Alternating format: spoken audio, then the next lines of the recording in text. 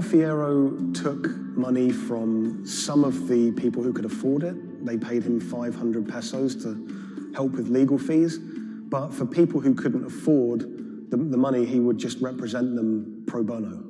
The alliance is to build up pressure on Pepsi. And so you see people marching in the streets. So we have mounted our own campaign, even in the U.S. He flew to America and he hired two consumer lawyers here in America to take on Pepsi. He had a meeting at Pepsi's headquarters to try and resolve the problem, but he said he wanted to take it all the way to the highest courts in America. When those cases were heard in America, those courts decided that this was a problem that should be heard in the Philippines, not in America. Back in the Philippines, Del Fierro continued his case in the Filipino courts. At one stage, there were arrest warrants handed out for 9 Pepsi-Cola executives, which he saw as a big victory. We don't know if those arrest warrants were ever upheld, but it made newspaper headlines across the country. Pepsi did not take kindly to Del Fierro's campaign. They tried everything to shut him down. They sued him for libel. My father had to attend 3 times a month for a branch 145 and another hearing for the branch 113, also 3 times a month. Also, there was a time my father was hospital due to heart failure. Still, he had to attend the 2 branch hearing. Otherwise, for not attending, the judge will issue a warrant of arrest to my father. My father passed away January 13, 2010. After staying for almost 1 year in the hospital, he died of complication due to heart failure. After the death of my father, I was inspired to do the website. PepsiCo will be remembered for what they did to the consumer in the Philippines and to my father. When I reached out to Pepsi for comment for this story, they claimed that they didn't have access to anyone who was working at Pepsi that was around in those days.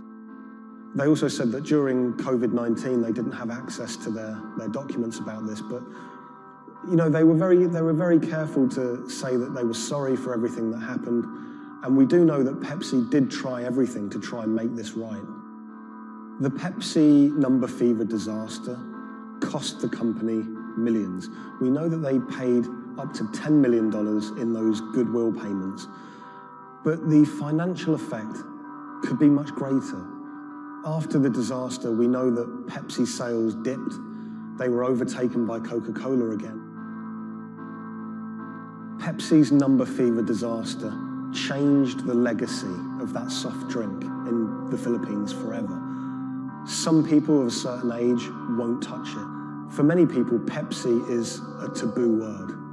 A lot of the people that I spoke to were still quite traumatized by their experience, by that experience of winning 1 million pesos, losing it, and then returning to their normal life in poverty in Manila.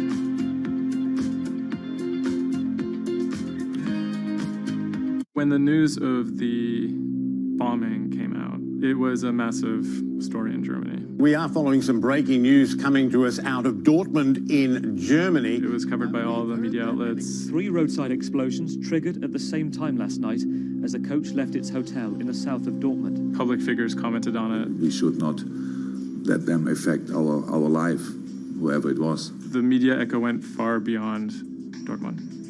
I think it was front page news in every single big paper around Europe. Everyone thought of like a terrorist attack, and people were scared that throughout the city in Dortmund there was more attacks to be happening. Unbeknownst to investigators, just after the bomb went off and the players of the team were shell-shocked, the person who had masterminded the attack was actually sitting in the hotel eating steak and sweet potatoes.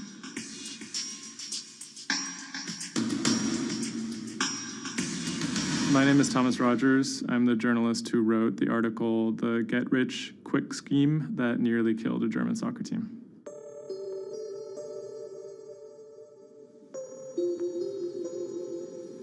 Dortmund is a mid-sized city in the western part of Germany in a state called North Rhine-Westphalia.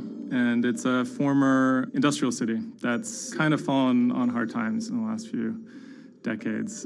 It was severely bombed in the war, so the center of the city is quite stark.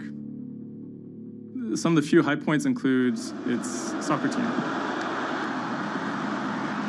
My name is Ike Henning. I'm a reporter with Bloomberg News, and I'm a great fan of Borussia Dortmund.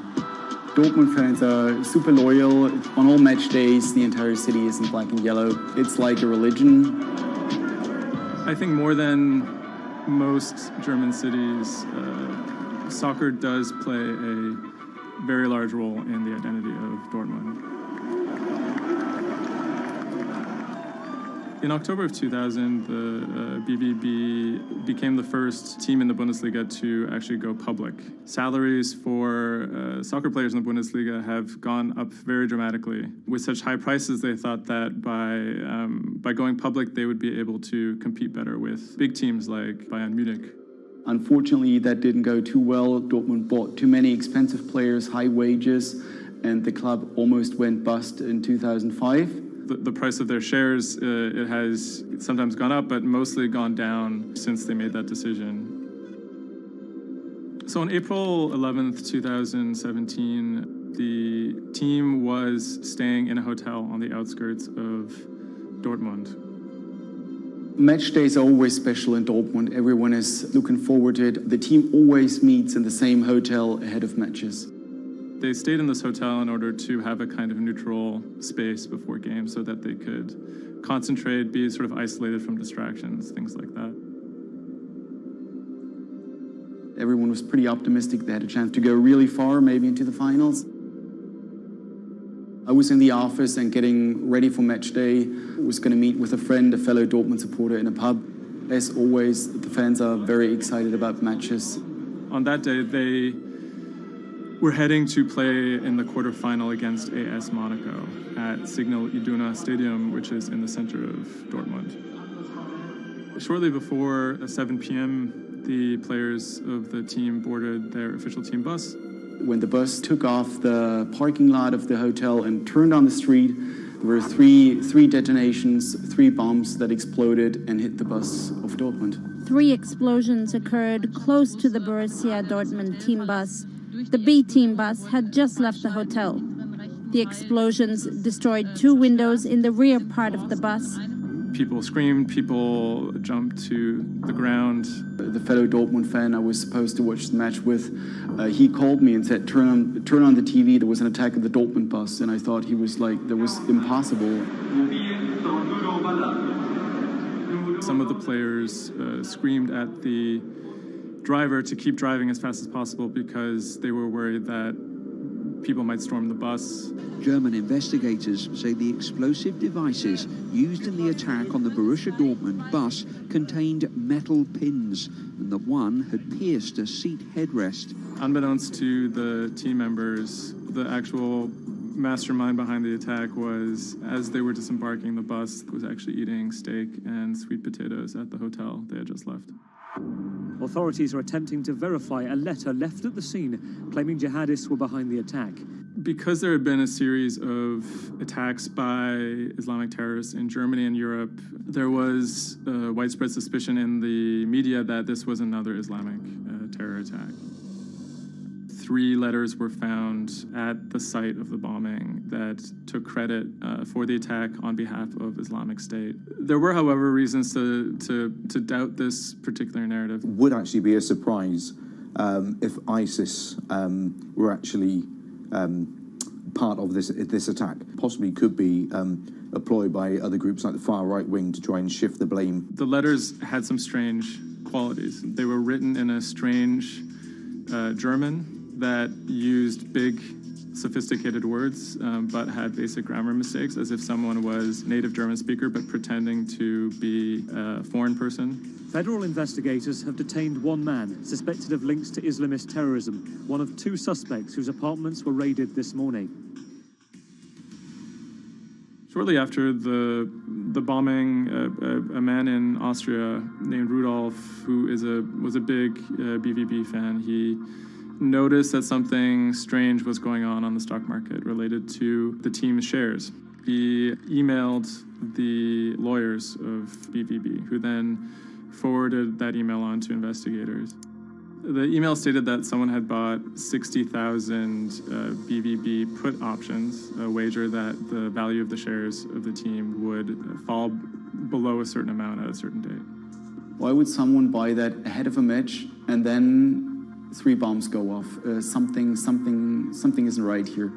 For the person to make money off of that, it required the stock to go down quite a bit in a fairly short period of time. And it wouldn't just be the team losing a match, it would require something much bigger than that. There was another big red flag about this purchase, which is the fact that it had actually been made, number one, on the day of the bombing, but also from an IP address that had been traced to the actual hotel where the bombing had taken place. When 3 explosions targeted the bus carrying the Borussia Dortmund footballers on April the 11th, written notes left at the scene claimed the attack was the work of ISIL.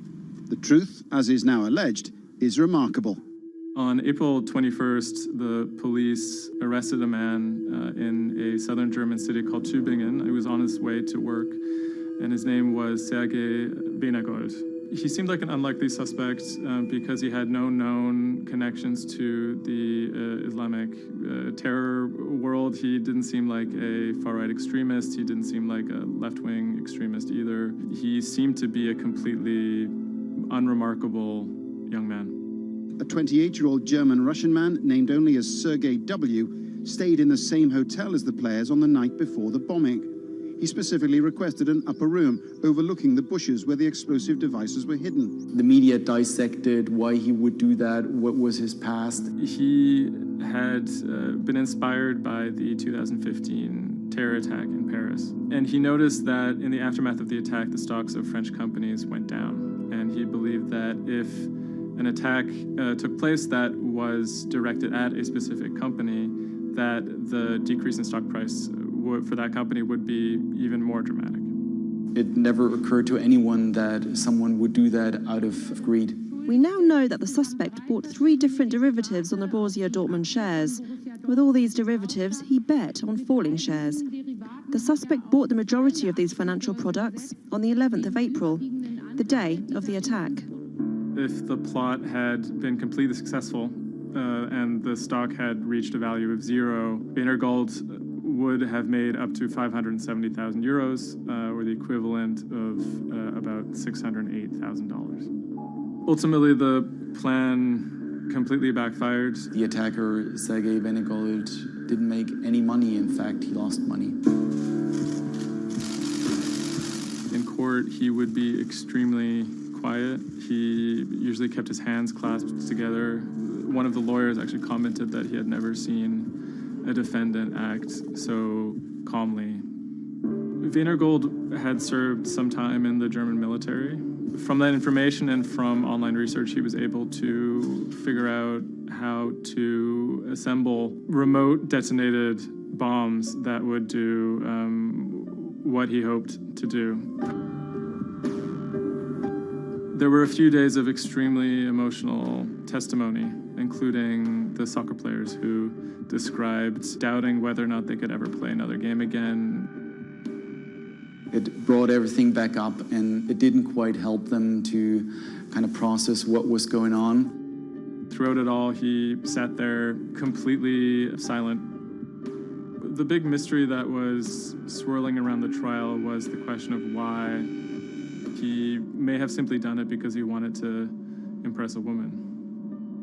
Rebecca is a young woman who has a very troubled home life. She ultimately sees her relationship with Weinergold as an opportunity to leave that troubled home. Weinergold is a Russian immigrant to Germany. He speaks with an accent. He has anxiety in large groups of Germans. She begins to resent the fact that he has these fears and feels a little bit trapped. Rebecca attempts to dump him on multiple occasions, and he threatens to commit suicide if she leaves him. Weinergold apparently told Rebecca that she would soon be seeing a surprise. After being dumped via text message, he apparently began planning for this attack in earnest. Weinergold was charged with 28 counts of attempted murder, which carried a maximum sentence in Germany of life in prison. He claimed that he had nothing to do with the attack, but as time went on, he admitted that he had actually been the person who had built the explosives and had set them off. But he claimed that he didn't want to actually kill anybody. Ultimately, Weinergold didn't receive the harshest possible sentence. He was given 14 years in prison, but it's still a considerable amount in jail in Germany.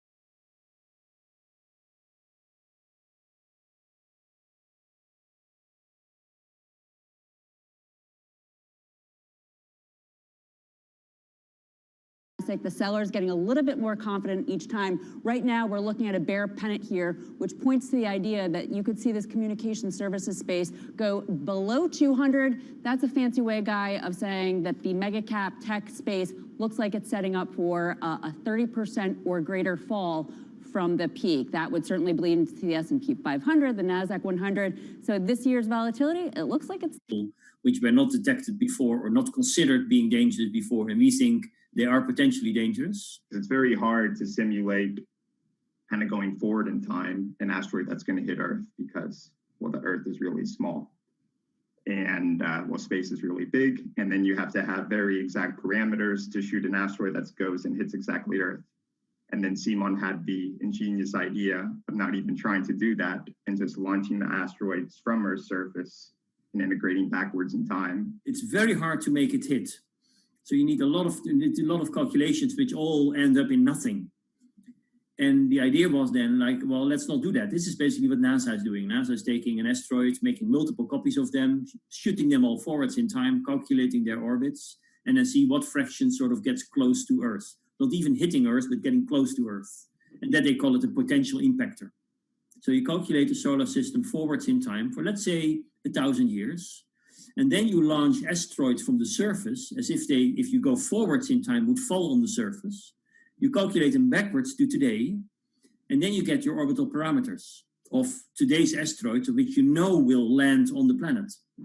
And those you can use as known impactors and compare with all the other asteroids in the solar system. Can simulations and AI, can those things fill in the gaps where perhaps telescopes and other imaging tools can't? Absolutely. Since the observations get more complex, the physics gets more complex. And if the physics get more complex, the mathematics becomes more complex. And at some point, you can't solve your problems analytically anymore. And then this is where the computer comes in. Now we have this trained neural network. We have a way of calculating in a fraction of a second whether or not an asteroid is potentially dangerous or not, and therefore deserves more attention or more time to spend on for really finding out if it is dangerous. When it comes to hunting asteroids, time is critical. What we can do about a potentially hazardous object depends a great deal on what we know about it and how much time we have before the encounter. We'd really like to find them when they're decades away, because the more time you have, the more options you have, and the less energy it takes to move an object aside. It also means we might not have to resort to launching a nuclear warhead at an asteroid. Until recently, pretty much our only choice. That's an option of last resort, in my opinion, yes. We have lots of options available. You can just simply bump into the object and just nudge it out of the way. That's one possibility, and that's kind of, in a way, sort of the simplest thing to think about, just nudging it off its path a little bit with, a massive object, a spacecraft, let's say. It's kind of like bowling, if you will. If you have a long time or a long stretch of runway in the lane, just a very small twist on the bowling ball will make a big change in where it ultimately ends up. Another option would be something where you take a very big, massive spacecraft and you park it next to the object and you use the force of gravity as a towing rig. That takes longer, though, and you need to be able to send a pretty massive spacecraft, and it obviously depends a lot on how big the asteroid is. Other options start to get more and more complicated, and they range from painting one side of the object a white color and painting the other side dark, and then letting the pressure of light sort of perturb its orbit. In a departure from the lab and computer simulations, NASA has real plans to rehearse kinetic impact deflection. In 2021, the agency will launch DART, the Double Asteroid Redirection Test mission, which will intercept a 160-meter asteroid in 2022. Better to practice now before we have to deal with an actual threat. In the meantime, discovering asteroids is our best bet. Thousands of scientists and amateur astronomers around the world make up an informal network that survey the heavens. But that may not be enough. NASA wants more resources to map our solar system and better technology. We need to ramp up our network of sensors. And also, we need to just continue to strengthen our network of international observers so that we can get follow-up, because we find these objects when they're distributed all over the night sky. Once we get more observations, we get better data, we can make better predictions. If you look at the big impactors we have had in the last, let's say, 20 years, or maybe 30 years, or 50 years, most of them we haven't seen coming. So the danger, the real danger, I think, comes from the objects we don't know about, and not from the objects we do know about. This particular natural disaster, like a lot of natural disasters and like climate change, is a problem of the global commons. So the thing that we risk collectively is that it sort of then becomes nobody's problem, and nobody takes ownership over it. The asteroids are all over the sky. They just truly cross boundaries and borders with a second's notice.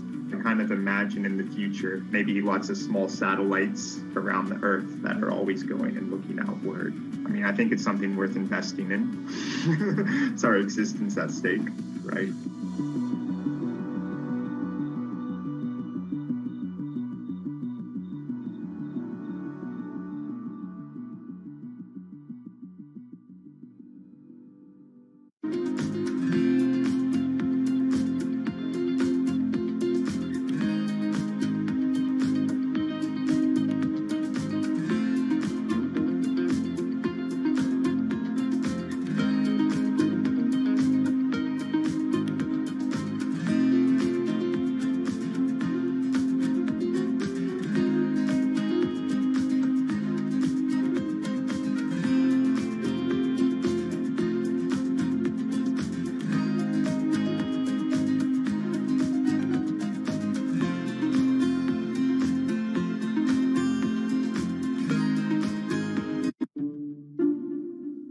The pandemic has affected everyone in different ways. Some pass the time by baking. Homemade sourdough bread. Do I need to say more? Some chose to binge watch Netflix. It's your game. Or maybe you started a garden oasis in your backyard. Next, I'm going to put my lettuces in. But for millions of others, I'm going to be posting stocks that will boom. They wanted to uproot the financial industry. Let's just lock it on up and take $15,000. Here's a stock that can change your life. I see a stock going up and I buy it and I just watch it until it stops going up and then I sell it. I have gained over $3 million. I want some free money. I don't think you can overstate the online communities or social media's influence on financial markets. A large group of inexperienced investors who discuss their plans on social media platform Reddit have shaken up the stock market in a big way. The stock that everybody's talking about right now is GameStop. Video game retailer GameStop is set to continue their head-spinning ascent today. The revolutionaries on Reddit are spanking Wall Street's ass. The more these stocks go up, the more the big guys are getting creamed and losing billions of dollars. This isn't a wealthy person's game anymore. Anyone can play it. I took up a little bit of a new hobby, and I am interested in day trading. As an investor nowadays, you don't have to look a specific way. You don't have to wear specific clothes. You don't have to be doing it from a trading floor on Wall Street in like a high-rise building in downtown Manhattan. The narrative of what's driving the markets is no longer being held in secret offices in New York and Boston of privileged people talking to other privileged people. It's right out in the open. It's on Twitter, it's on Reddit. From brokerage apps to Discord channels and subreddits to TikTok finfluencers, one of the last holdouts in the world of disruption, finance is next in line.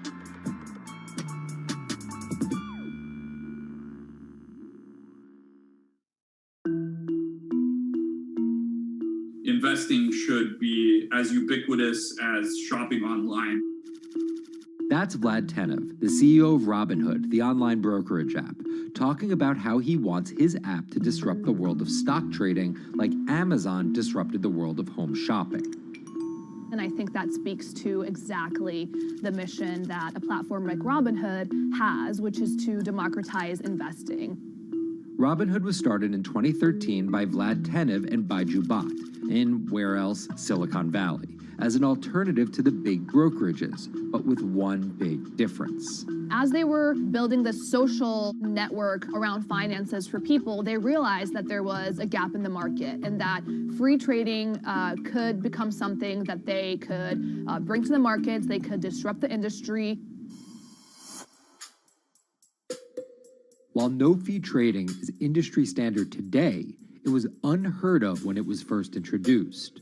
The online brokerage industry was really innovative when they came on the scene 10, 15 years ago, but they kind of stopped innovating where you haven't seen those commissions come down beyond $5 or $6 or $7.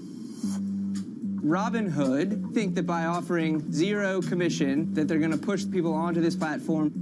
And on top of no-fee trading, the customers Robinhood was courting have been long overlooked in the world of finance. So the typical customer of a Charles Schwab, for example, is putting a lot more money in that brokerage account than the typical customer at Robinhood. Even today, with all of its popularity, the median account size is about $240. There's Fidelities in the Schwabs and the E-Trades of the world. They look down their nose at those kind of accounts. I don't want a $1,000 account. They're just a headache. I want a $100,000 account. And this is key here, right? Because the thing about Robinhood that's different than every other single brokerage platform is how easy it is to use. The design of the Robinhood app really has in mind a user who might be coming at this absolutely cold. The fonts are very well sized, the shapes, the colors, all of that is something that the founders of Robinhood paid really close attention to. And by creating an interface that catered to a newer investor, they were able to gather a pretty healthy group of customers. And by 2019, they had about 10 million customers. Those 10 million customers were a huge success story for Robinhood, but no one could have predicted its explosion after the arrival of COVID-19. Remain indoors to the greatest extent, and 100% of the non-essential workforce must stay home. What we saw when the pandemic hit was the growth of Robinhood users absolutely turbocharged. And oddly, you saw this surge in interest in stock trading. Then they saw the absolute surge in 2020 in customer growth. And now, by many accounts, they have more than 20 million customers, which is pretty extraordinary. So the next step for them is to figure out how to monetize those users and how, even with their small account sizes, to get them to grow with the company and, as it releases more products, come along with them.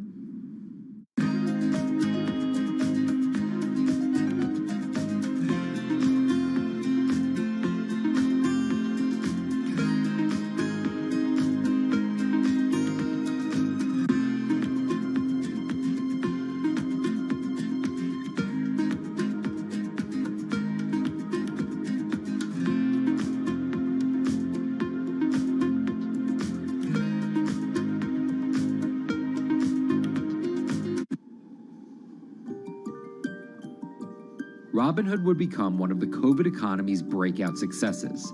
Robinhood traders, as they're called, became the shorthand explanation for the frenzy of often speculative retail investing after the pandemic lockdowns. Kids wake up in the morning, they go on Robinhood. They're, in the shower, they check Robinhood. Kids are learning how the stock market works at 18 while they're at school, checking their phones in between classes because notifications pop up telling them what their stocks are doing that day. With these new tools, millennials and Gen Z are investing in the market in ways their parents could have never even dreamt of. That is sort of key when we talk about the divide between older and younger generations, is that the younger generation is exposed to so much more information and tools at their disposal to do what they want in the market. The older generations, you never had the technology or the cost structure that you could play the markets like you can today. So you were stuck with giving your money to a professional investor and paying them a fee to do it. When I speak to young kids, they tell me, I'm making mistakes. I'm losing money. I'm not a perfect investor, but I'm 18, and by the time I'm 30, which will be, 10 years from now, I'm gonna have interacted with the markets for a decade. And so it's a learning experience more so than anything else. And you can look at it and you can say, wow, that's risk-taking, that's dumb, but if you could possibly shave 10, 20 years off your working life versus adding 5 years, I don't think you can fault people for that. But Robinhood is only part of the puzzle. Sure, you can trade on it, but without research, information, and data, you're just blindly throwing darts at different stocks and hoping to strike it rich. Wall Street forever has always run on what we now call narratives or memes. People telling rumors to each other have been around for 100 years. On Wall Street, information is its own currency. Historically, either you had it or you didn't, and the people who had it had a huge advantage. In the past, those narratives and memes didn't have a network effect. It would be one person telling another person over the phone. In fact, when I broke into this business in the 80s, a lot of people used to complain that they weren't on the call list to get those ideas. Social media changed all of that. Fast forward to 2021, that's being done on the internet now. And that's being done on Discord and Twitter and StockTwits and Reddit. And the impact is very similar, but orders and orders of magnitude larger. As social media has played a bigger part in our lives, it's also played a bigger and kind of more important role in how people find investing ideas online and on these platforms. How do those ideas spread? On TikTok. Yes, that TikTok. Soon may the weatherman come to bring us sugar and tea and rum. People aren't just going to it for sea shanty videos. The personal finance hashtag on TikTok has garnered 3.5 billion views from its 1 billion monthly active users. By comparison, videos found under the cooking and health tips hashtag have 2.6 and 2.1 billion views respectively. The trajectory of Robinhood and TikTok were literally on par. What happened in the stock market this week? So the word of the week is expectations. Absolutely essential that you guys understand the risks of shorting. And Kayla Kilbride and Kyla Scanlon are two of those financial influencer TikTokers, also known as finfluencers. I think people still care about fashion, they care about culture, but it's also like there's this big behemoth thing called the stock market that we really don't know a whole lot about, and it's gatekept behind the industry. And so people want to unpack that. And so my audience is, a lot of them are younger investors who are looking to hone their skills. Tech and right up. Kyla and Kayla are two of the more, let's say, professional TikTok influencers. The Tesla ARK Bitcoin Biotech Risk Cluster. I've been trading since high school, and it was a really interesting way for me to fill out my decision-making frameworks and to think about thinking. And I think that the more that we can have people thinking about finance, the better that we're going to progress as a society. I think it's a huge gap in our educational system. If you're going to buy an option for a stock you think is going to go up, it's a call. So think of it like this. I made the options video where I was like, options are just like shopping. Rumor has it that this pallet's about to go up in price. So if I come in tomorrow, can I still buy it at said price? And a ton of women just attacked that video and were like, you explain things so much better than my boyfriend or my professor, or I could sit and listen to you all day. And I was like, this is what I was looking for. But TikTok's algorithm does not reward calm and measured videos about responsible investing. It rewards this. Watch this video for 30 seconds and you'll be rich for the rest of your life. I try not to say the A word, the ALGO word, because TikTok listens to us. The algorithm does impact how you feel. You do notice which videos do better versus which videos do worse. How do you catch someone's attention in less than 60 seconds? And how do you make it something that they're like, I need this in my life? Nearly impossible to do that in 60 seconds. But the people who perfect it are the people that you're going to watch and going to stick around. And where people are sticking around? Reddit. And its nearly countless subreddits about finance. And by far the biggest one of those is Wall Street Bets. There's a lot of social media platforms out there, but Reddit is the social media platform for finance.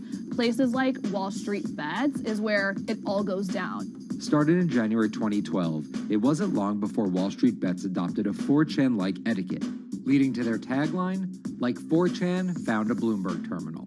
We had all these unexplained stock moves, and we would be grasping for why stock XYZ jumped 20% in a day. And you would look at Wall Street Bets, and you would see people there talking about buying options in that stock, and it sort of, squared the circle, so to speak, and started making sense. And it was at that point that it was like, wow, we have to start paying attention to this.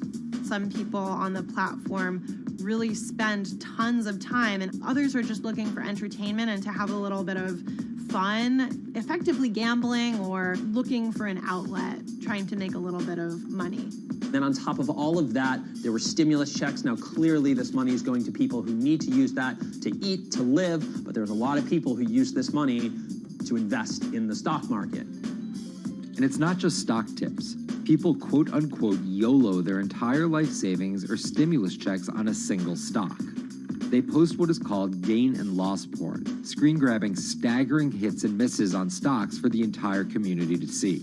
I'm about to lose everything. And while some of the people on Wall Street Bets are novice investors, the community contains multitudes. In one respect, what it did show us among these network groups is they are very sophisticated. They're not a bunch of ignorant people talking to other ignorant people. And this is where the pieces of the puzzle all come together to wreak havoc on Wall Street for a solid week in early 2021. It's pretty clear that the combination of more people having retail brokerage accounts and trading apps and more people being stuck at home looking for some kind of entertainment and some kind of community online came together in this very singular way. What came together is GameStop. Let's go back to the beginnings of what happened with GameStop a couple of years ago. On the boards like Reddit and StockTwits, a lot of people were talking about GameStop as being attractive value. Some of them are even, Wall Street alums who left the industry and now still have access to tools that they can use to improve their financial well-being and make very good decisions. And I think Roaring Kitty is a perfect example of that. GameStop is one of the most compelling asymmetric opportunities in the market today. Really, I don't understand how you could disagree with that. At the same time that this crowd was talking it up, the hedge fund institutional crowd didn't like this stock at all, and it had the largest short interest of any stock in the New York Stock Exchange going into late 2020. Short selling is a bet that a stock price will fall, and it's a fairly simple concept. An investor borrows a stock and then sells it. The investor is betting on buying the stock back later for a lower price before returning it to the original owner, pocketing the price difference. What a short seller would tell you is that they almost act as a policeman in financial markets, or they're at least looking for companies that aren't what they say they are. And that can range anywhere from an outright fraud that some short sellers try to expose to just a company that's not worth as much as investors think it is. The problem is, if the stock price rises, the short seller has to come up with the money to buy the stock back. And the more it rises, the more it costs. And that's what's called a short squeeze. And the hedge fund Melvin Capital was on the wrong end of that squeeze. Melvin Capital lost over 50% of its money in the month of January alone, just from being caught in the short squeeze of the stock. This is where the disruption comes in. One of the most wild stories you're ever going to see. GameStop shares absolutely going nuts. In less than a year, the company's stock has jumped from less than $3 a share to almost $350. Cheers, everybody! Roaring Kitty has turned $50,000 or so investment into some $14 million. Whoa! Investors all over social media use the free trading app Robinhood to wreak havoc on Wall Street. They're actually piling on into some of these stocks to really hurt the professional short sellers. And they all used Reddit, Twitter, TikTok, and Discord to tell one another to keep buying and, quote, hold the line and not sell GameStop. People are getting cheerleaded for jumping in, buying at the highs. They're saying, keep going. And it was working too, until Thursday morning, the trading app Robinhood sent out this tweet. In light of current market volatility, we are restricting transactions, including GameStop. people were really angry. Robinhood was supposed to allow the regular people to play the same game these big boys are playing. But instead, we were all taken for schmucks, and they screwed us. Shares of GameStop are jumping again now that retail investors are being allowed to buy shares of the stock. But what we learned is that when people organize online, they have the ability to disrupt the market. And it was a big sign. The ivory walls of the institution aren't as powerful as maybe the institutions thought them to be. I don't know if pumping up GameStop was the best use of billions of dollars, but I think that as a signal to society, it was pretty interesting and powerful. The GameStop saga was so impactful that both Vlad Tenev and Roaring Kitty were called in to testify before Congress to clarify each of their roles in the saga. One thing that's emerged from the congressional hearings is that they're interested in how retail brokerages make money and whether they're keeping the best interests of their customers in mind, but it's pretty fuzzy as far as what they would actually do as a result.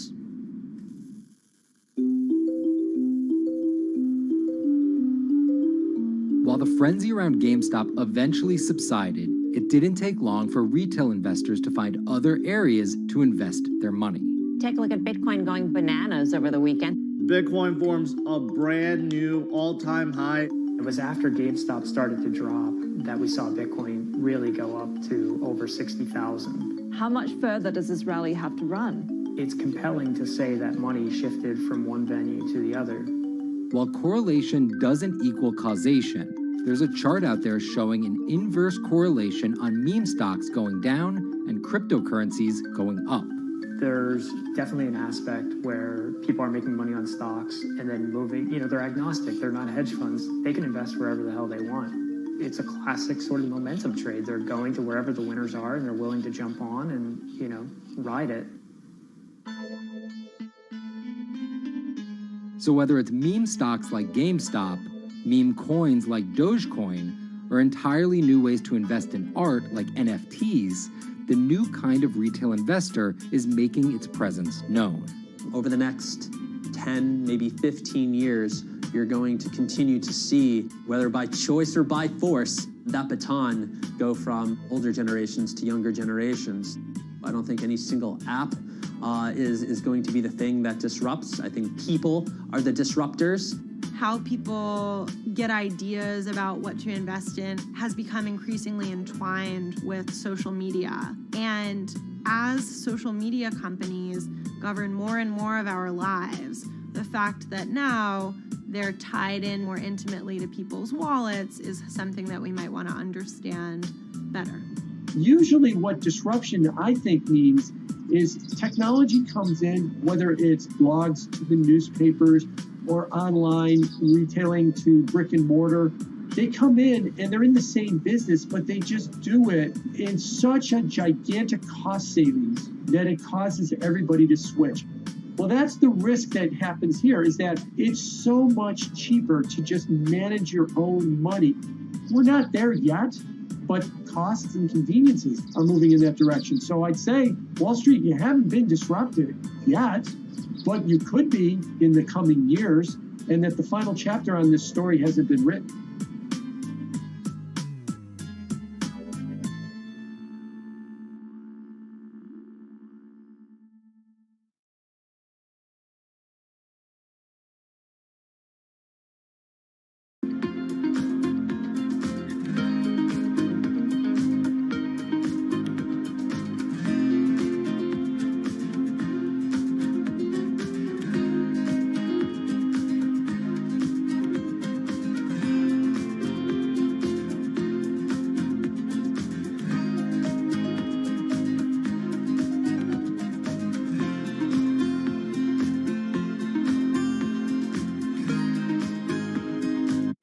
Meet Bloomberg's own David Nicholson. Now, his happy place is out in the field, on the open road.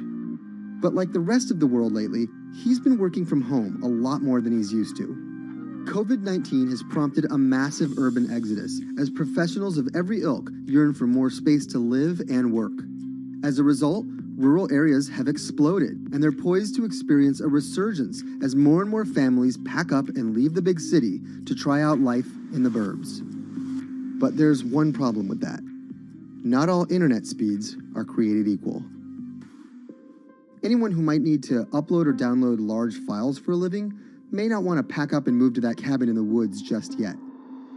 Now, David's house isn't a cabin, but it is in the woods, and inexplicably, his internet is workable.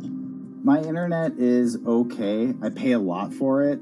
It's around $140 a month. The download speed's great, and the upload speed is terrible, which is really bad for my work because I have to upload these massive files. But I'm definitely one of the more lucky ones in this community. Just a few miles down the road, my buddy has awful internet. It's usually under 2 down and under 0.2 up, so it's often unusable. Some days it's around 1, and other times it'll drop down to about 0.2, 0.3. I just want to be able to have internet at my house without having to go outside the normal ways of acquiring internet. It's really frustrating. We're literally miles, a few miles away from downtown, and it just cuts off. This is a problem, and the solutions are not there yet, because getting high-speed internet in rural areas en masse is something our providers may simply not be ready for.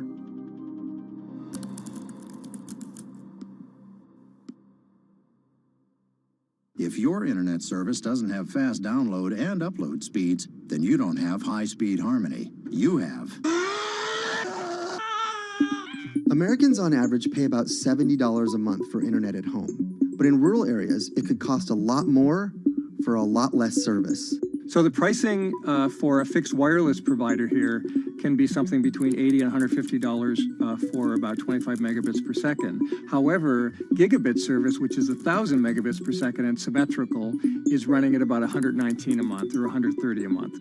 That's John Paul. He co-owns Spiral Fiber, an internet service provider here in Nevada County, California. And for the past 10 years, he's been trying to bring an affordable fiber optic network to town.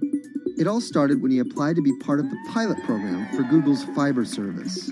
Across the country, civic boosters have been going to extremes, chanting, singing, Google in the morning, and marching, trying to get the search engine giant to look at their town. The internet these days is crucial to be in the world, to be a part of the world, and to be connected to your community. Google ultimately went with Kansas City, Missouri, which left Paul on a mission to get funding to lay out fiber optic networks for gigabit service. Over the next several years, he would attend conferences and pitch venture capitalists and apply for grants to make his vision come to life. One of the biggest roadblocks to building infrastructure for the internet here in the United States are the existing large providers. They have their land staked out. They would prefer that nobody come in and compete against them. In 2013, we applied for a grant. We went down and met with the commissioners at the California Public Utilities Commission. It was an arduous process to get funded, but we finally did against all odds.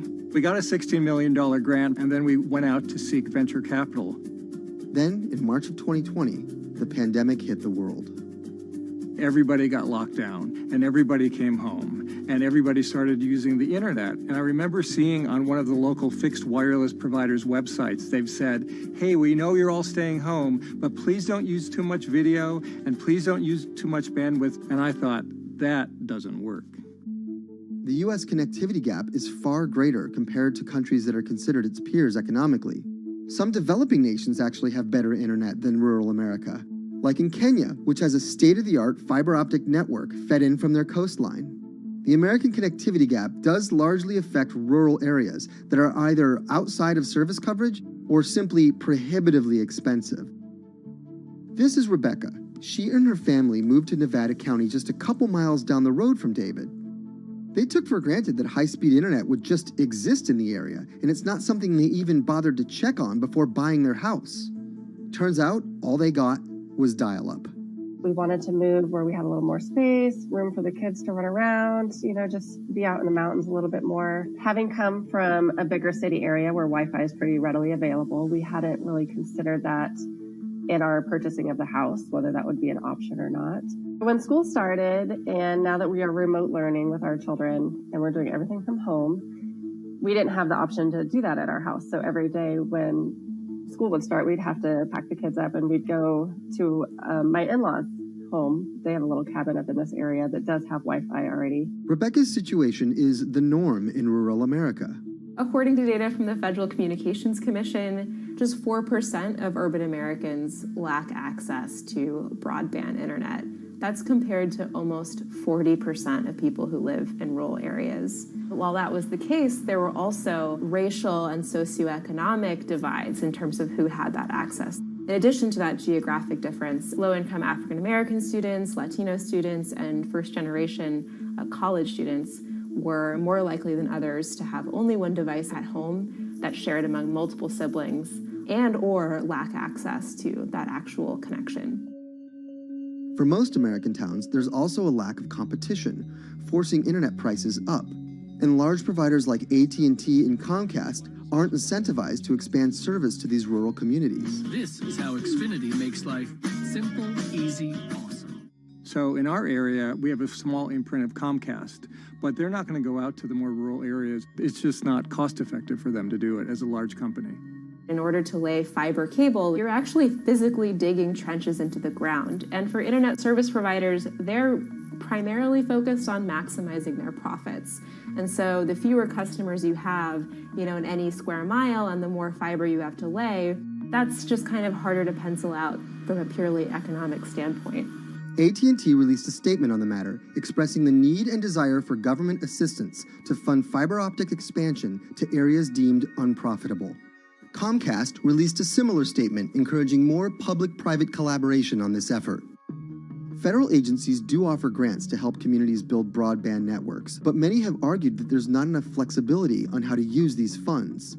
The COVID-19 relief package passed by Congress in March and signed by President Donald Trump awarded $43.3 million to 51 projects on the East Coast alone. But it also stipulated that these projects needed to be up and running by December 30th.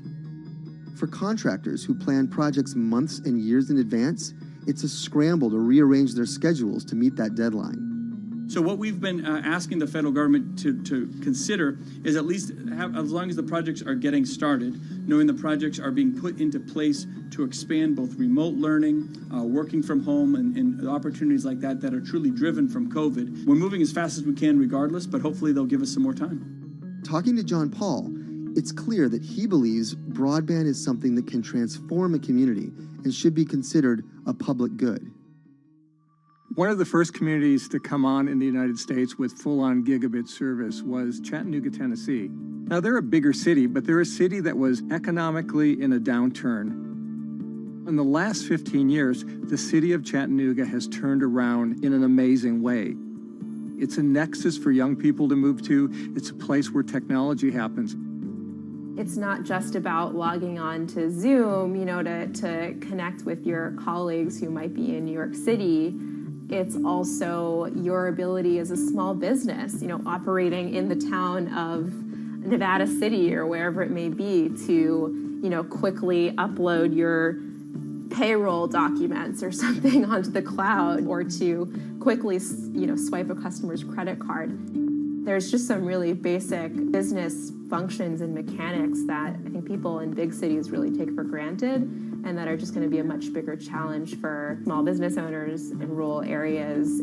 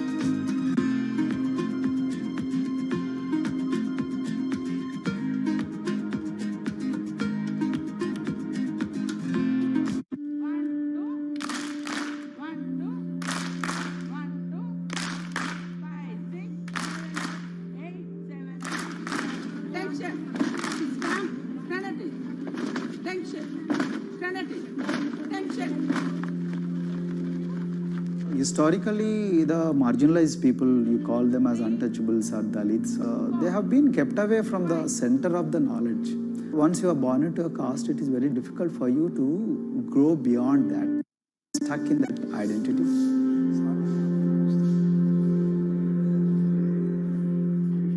I think education is the best way of liberating them. So that's how I chose to work in education sector. The kind of education that we are giving to the marginalized people is going to change not just the fate of these communities in Telangana, but it is going to be the source of inspiration, source of hope for all the marginalized in this country.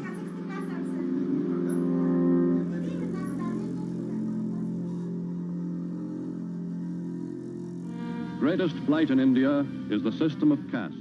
For generations of Indians, the social code known as the caste system has defined how people earn a living and whom they marry. Although outlawed 7 decades ago, castes remain a significant factor in deciding everything, from family ties and cultural traditions to educational and economic opportunities. Dalits, people who are on the lowest rung of the caste system, constitute almost 1/5 of India's population of 1.3 billion. Not able to afford the high tuition of private schools, many are forced to attend government-funded institutions, which in the past have suffered from poor infrastructure, lower education standards, and high student-to-teacher ratios. But Dr. Praveen Kumar is trying to change that.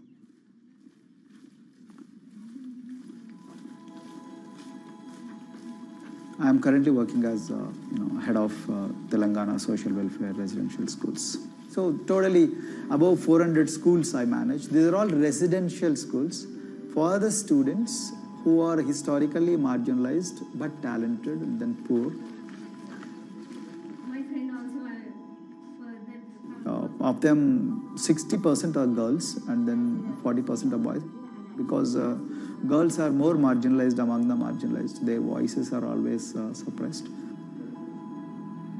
My approach to improve the conditions in the schools has been put your eyes and ears on the ground always.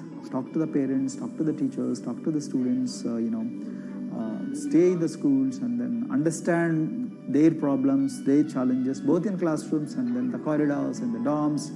Then go to the dining halls and see what kind of food they are eating, and then go to their homes and then what kind of food they are getting and what kind of challenges the parents have. One of the important changes that I brought in after I took over was to complete the transformation of mother tongue to English medium, because English medium, as I said, English is the language of emancipation. A language that connects you to the whole body of knowledge in the world. So we had to train a lot of teachers. Refer to the dictionary also, okay, and find out the new meanings. As well as you're going to describe about. Hey, Ruchita, how are you? Hi, Sindhu. Fine, thank you. And how about you? I'm fine too. It's been a long time. Identity is extremely important.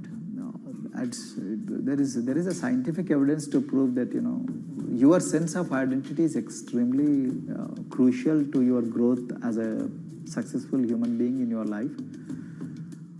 If you accept an identity which is very humiliating, which reminds you of very painful past, I think that identity will not help you to grow. I'm not saying that you should forget your past. I'm not saying that, but that should not be the bubble in which you must live always.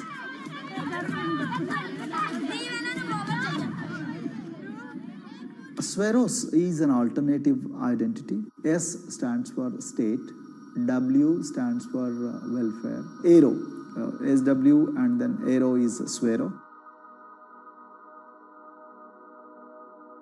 So the idea is your dreams have to be skybound. So that is what we are trying to achieve by changing the identities. Like, you say, I'm a Swero and I aim to be a doctor. I am a Swero. I aim to be a top-notch engineer. I am a Swero. I aim to be a top bureaucrat of this country. I'm a Swero. I want to be a very good actor or a musician in this world. So these are the positive images that are associated with the identity.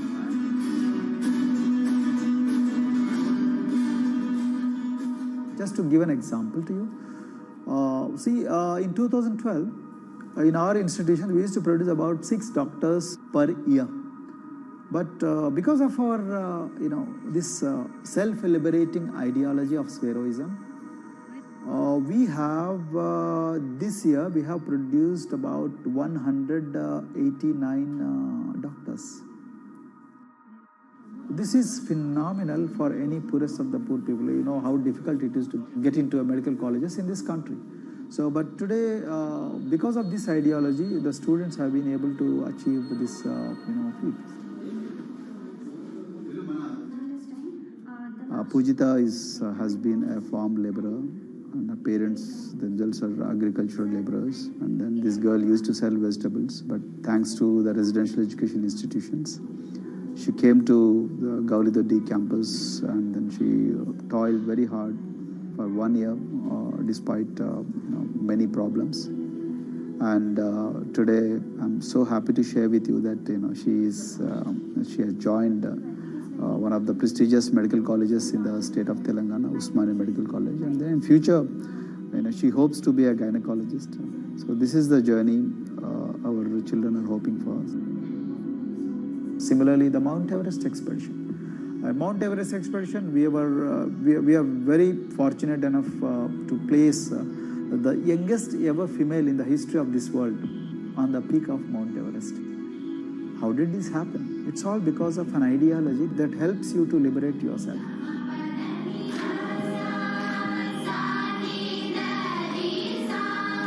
We brought a lot of extracurricular activities, and most of them got institutionalized now. So, for example, music.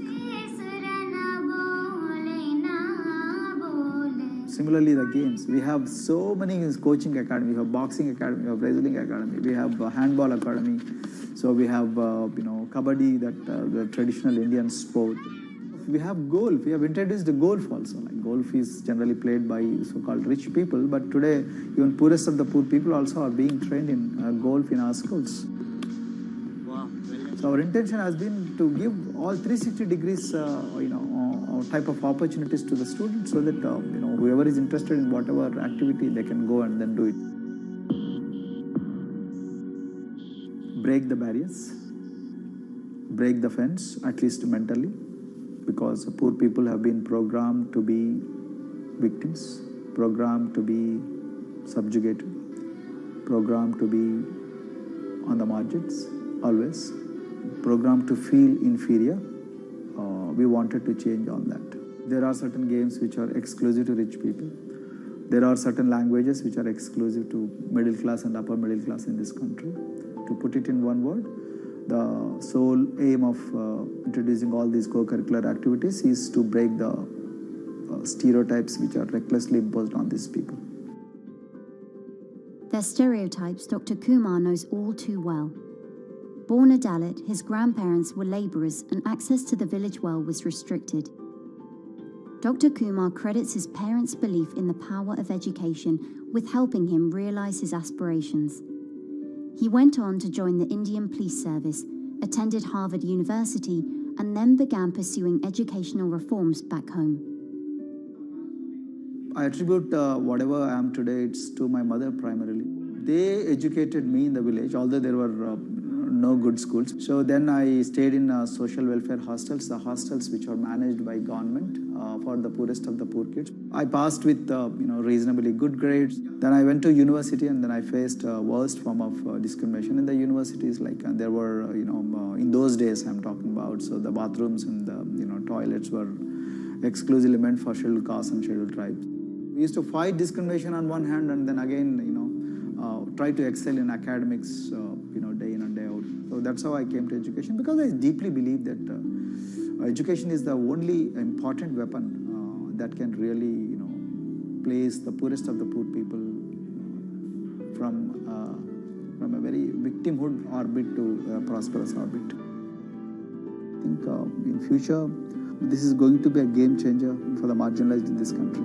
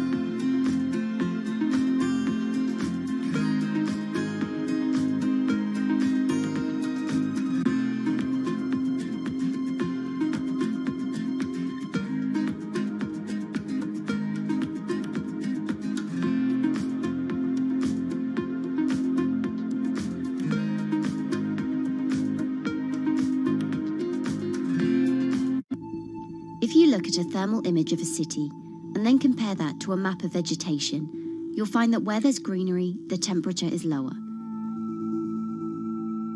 That's because things like asphalt, concrete, and shingled roofs absorb more heat from the sun than trees. This is the urban heat island effect, and it accounts for higher temperatures in cities, often by several degrees compared with their surroundings. It's becoming a huge risk to human health as growing urban populations exacerbate the heating effects of climate change. Heat waves kill more people than any other extreme weather event, more than tornadoes, hurricanes, and even floods.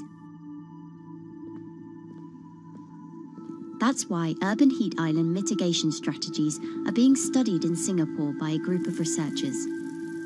The government-backed project called Cooling Singapore is now in the process of combining everything they've learned to create a digital tool that can help cities all over the world, starting with Singapore.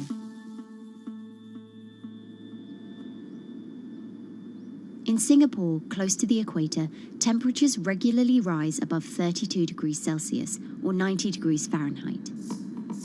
And the city structures only make it worse.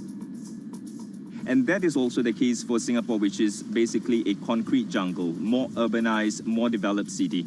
And even in Singapore, what you have is a situation whereby there's a temperature difference of 7 degrees Celsius between the more urbanized and the more rural areas. The government has taken drastic steps to keep temperatures down.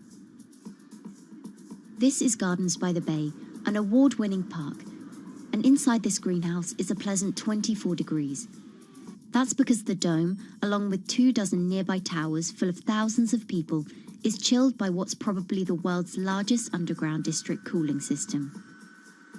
It uses a large central plant that cools water and then pipes it into banks, residential towers, an exhibition centre, shopping malls, and the city's iconic Marina Bay Sands hotel and casino complex.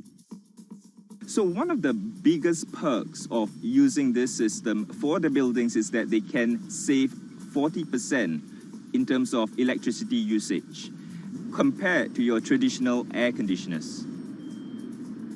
And with Singapore relying on natural gas for most of its power, this new system means emission savings equivalent to removing 10,000 cars from the city's roads. That has big implications for the rest of the world. If things stay as they are, more than a third of the world's electricity could end up being used to cool buildings and vehicles by 2050.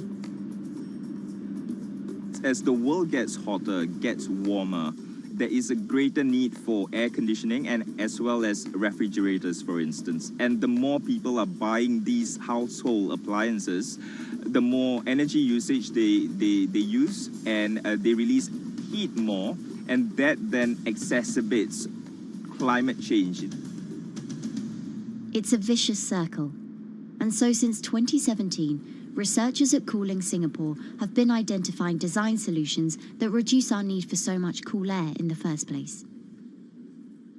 One thing many cities have in common, and that's the importance of vegetation. That's a very important measure to mitigate the urban heat because of the shading effect, of course, and the psychological effects of the vegetation, and also because of the possible evaporative cooling effect of the vegetation. Vegetation can be, of course, on the ground floor in form of trees and shrubs, and you can walk under them. This is the so-called canopy layer that the vegetation forms above us. But vegetation can also go up the facades of buildings, and it can go to the roof of the buildings. Luckily, Singapore has been striving for the garden city feel for quite some time. It was a vision initially introduced by then Prime Minister Lee Kuan Yew in 1967 to make life more pleasant for people. And today, Singapore is one of the world's greenest cities in terms of urban vegetation. Kampung Admiralty, a community centre that contains health facilities and social spaces, now provides more green space than the plot of land it was originally built on. It's topped by a roofscape of staggered terraces covered in local plants, which functions as a community park, and a village green in the centre that contains farm plots for residents to tend to. Park Royal on Pickering was designed as a hotel in a garden that doubled the green growing potential of its site. There's now 15,000 metres of sky gardens, reflecting pools, waterfalls, planter terraces and green walls. And the government has big plans as well. Singapore actually has a plan to plant 1 million trees and add more green spaces over the next 10 years. It is actually a mix of wanting to reduce the urban heat island effect, but on the other hand is also to get the people to be more connected to nature. But it's not enough. The city-state has still been warming twice as quickly as the world average over the past 6 decades. That's why Cooling Singapore has developed a catalogue of other potential heat mitigation measures.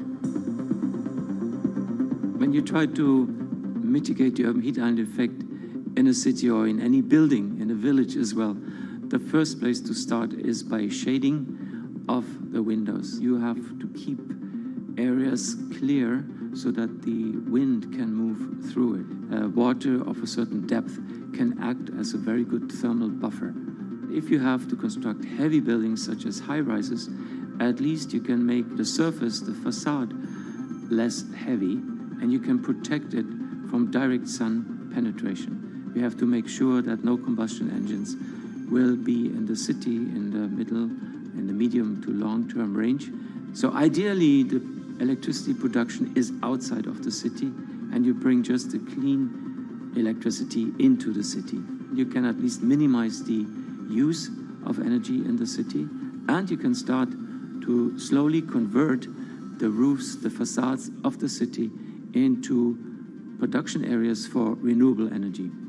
In Singapore, unfortunately, this is a limited option, but in the long run, it could produce up to 20-25% of the energy, of the electricity needed in Singapore if all the roofs and the areas in the buildings, on the facades would be used to do that.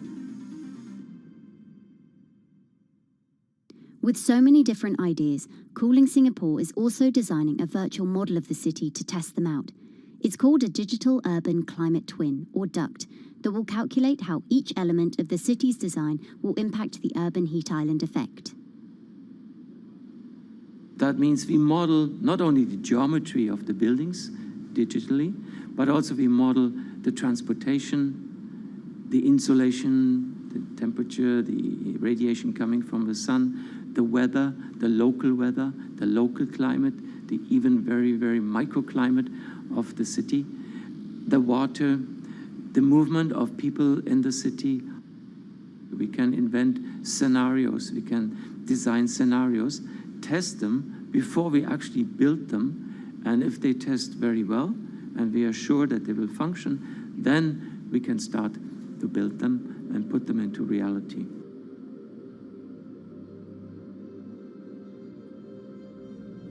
Singapore will be using this new tool to figure out which actions it should take next.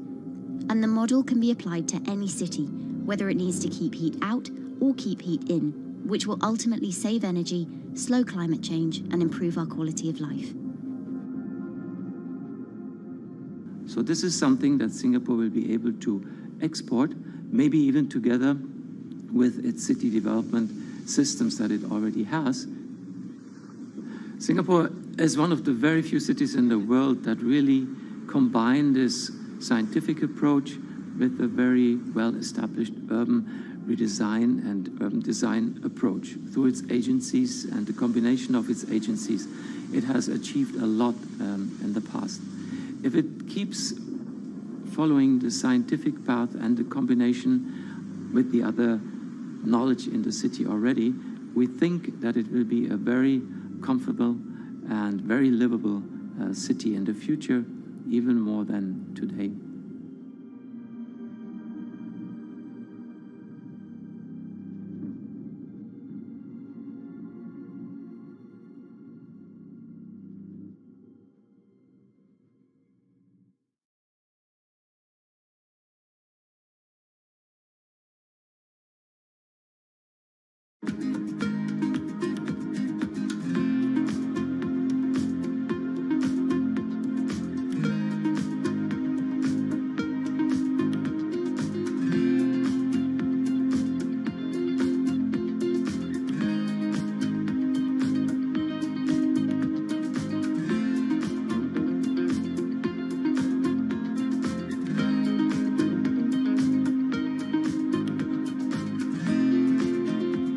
Times are tough.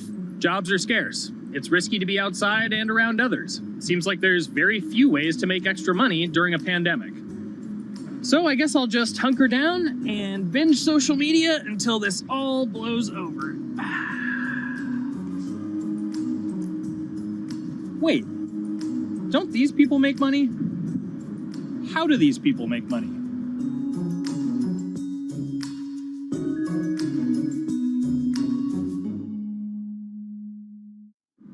Streamers, YouTubers, Twitch stars. How do they make money? Is it a lot? Is it a lot of work? I know, I gotta ask somebody in the biz, and I got just the guy. Austin John Plays. This is your full-time job now, right? As of November of last year, yes. This was always just kind of like a side thing. Like any money that I made from doing my videos and whatever else, I never touched that because I didn't really think of that as being like real money. And then it started coming in more and more. And then it was like I hit my first day that I broke $1,000 and I was like, this is actually going to be money. How did the YouTube channel come to be? When the game Pokemon Sun and Moon came out for the 3DS, there was like things that I learned about the game, and then I wanted to just share that information with people.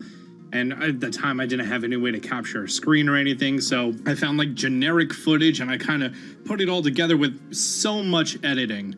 And that video got 6 views. And then 2 days later, I made another one. And that one got 12 views. And then I just started pumping out more and more content, and people were like, this guy knows what he's talking about. It really just started building on top of itself, and then it was like, my channel really focuses on tips and tricks. So I play a straight 18 hours, and I'll finish the game or get to about the 40-hour mark, and then I'll make my first video. While I'm going through, I have a giant notepad and just scribbles everywhere, and I make these notes of like the things that stumped me, so I know the things that may stump other people. What do you need to think about if you're building your YouTube channel? 1, you need to do something that you're passionate about.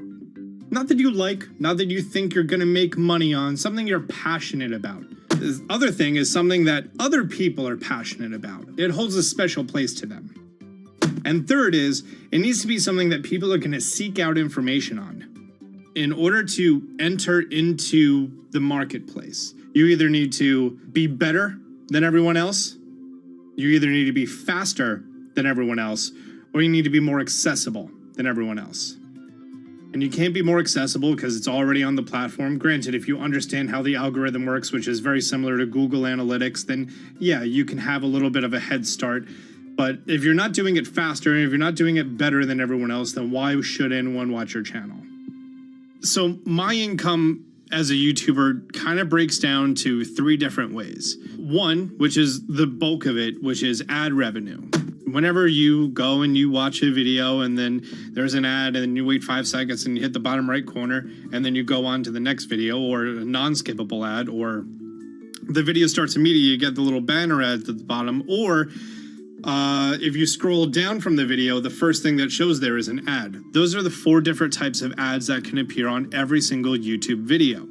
And all of them pay a certain amount. It varies on lots of things, like the country of the person who posts it, the country of the person who watches it, the time of year, where you are in the quarter, if there's anything going on with a reduction in ad revenue. Like, great example, COVID-19, companies weren't spending as much on advertising. So because of that, CPM went down. CPM stands for click per thousand. I'm using the Roman numeral for 1,000. And that means that for every 1,000 views, you get a certain amount of money. Now, on low ads, when I first started off, my CPM was 30 cents. So every 1,000 views, I made 30 cents.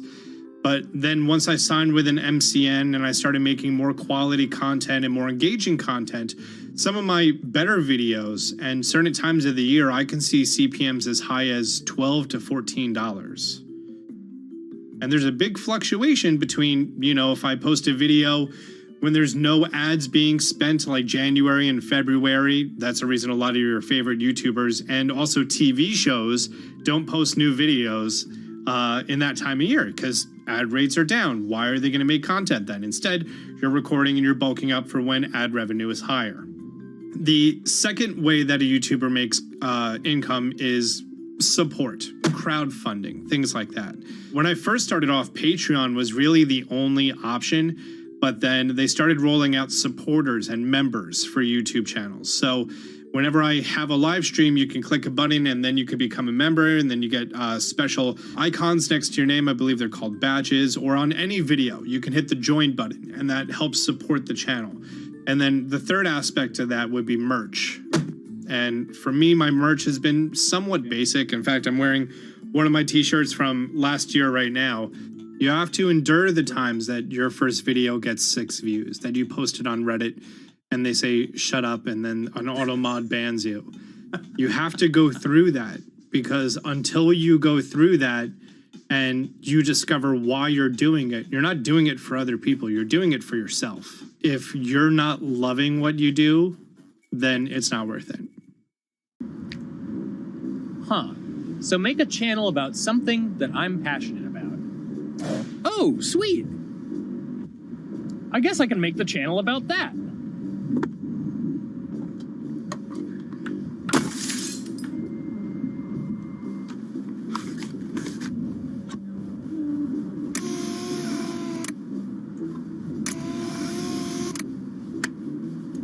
Now, how do I grow an audience? How do I get popular? It's all about diversification, right? You have to have a massive Twitter following. You have to have a massive Instagram following. You have to have a massive YouTube following. Of course, you have to be on Twitch, which is the key platform. But basically, any way you can get in front of your audience, you can engage with your audience, is going to drive those clicks, which ultimately drives the advertiser revenue that you get back from all of these platforms. It's me and Dan playing video games and talking in a funny manner over them. They're not just people who are good at games, they're actually people who are good at online engagement, online entertainment, first and foremost. You have the right to remain stylish. Anything you wear can and will be used against you in the court of fashion. The streamer is either very, very talented at the game. The best player in the game is generally going to draw a crowd because people like watching people who are very good. On the other hand, they're either very, very good or funny, charismatic, whatever it is on that side. Oh, no. You know, it becomes more of a show where they talk about other things outside of the gaming world, and gaming becomes really just a backdrop and an excuse to engage with that audience. There were those weird, like, Ronald McDonald, like, straight to VHS movies. You remember those? I'm personable, I'm chatty. I would kind of, when boring things were happening in the game, I would ramble on about, movies I'd watched or books I'd read and, or conversations I'd had and stuff like that. And so I think being personable was a big part of that. It's not just getting on and playing games. It's getting on and being an entertainer. You are putting on a show. All right, now let me go ahead and grab the samurai sword that every gym has. Okay, he's dead. To have a larger audience and to have that audience, I think, stay with you, you have to bring something extra. You have to find your niche. You have to find what works and what connects with the audience and what makes them laugh and what makes them keep coming back. You got to make it a little more exciting, all right? Throw in a hanging bishop. Have everybody in suspense for a moment. I think the real most important thing is to just get used to being on camera. Like in any sort of performance thing, is get used to talking on camera. My first few videos were terrible, but because I sat down and did it for 6 to 8 hours a day, I just got used to talking and I got over that uncomfortable hump. If you go into Twitch purely with the expectation that you're going to make money, make a job out of it, have all this growth, and it's going to be great, you're probably going to burn out prior to getting to that point because there's very little payoff for a long time, right? Like multiple years generally before you really start to see a payoff. And so, those first few times you're streaming, nobody is there. One person shows up every 30 minutes, says hi, maybe, and leaves, right? Like, it's very discouraging, I think, for a lot of people. And so you have to be there just loving it. You have to love talking to yourself when nobody is around. You have to love just the game that you're playing, all of that stuff, because it takes a while, and I think a majority of people burn out prior to getting to the like profitable point of it. And there you have it. My very own YouTube, Twitch, Discord, and streaming channels all ready to go live. It's a veritable social media ecosystem just on the verge of thriving. So, don't forget to smash like and subscribe, and visit my Patreon for perks. Also, go to my merch page. And one last thing, stay cool, my friends.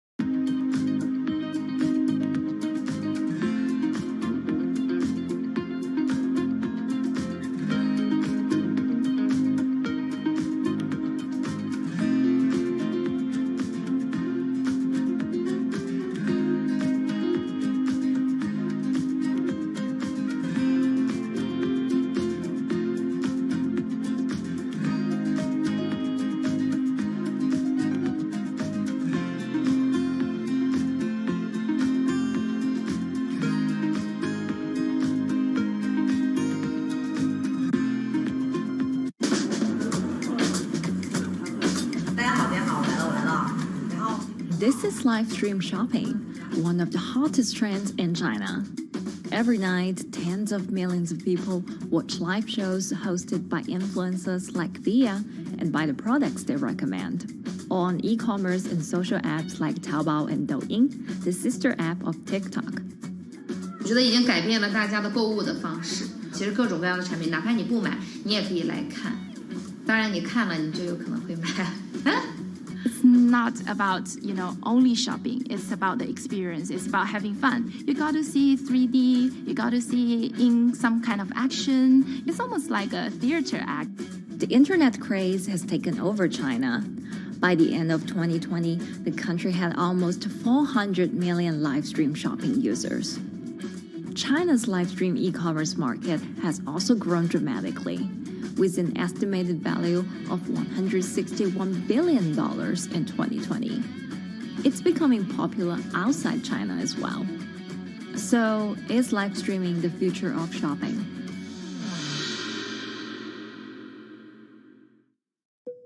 Live streaming is not a new thing. In China, it started in 2015 with the rollout of 4G. And it was first used for entertainment and socializing.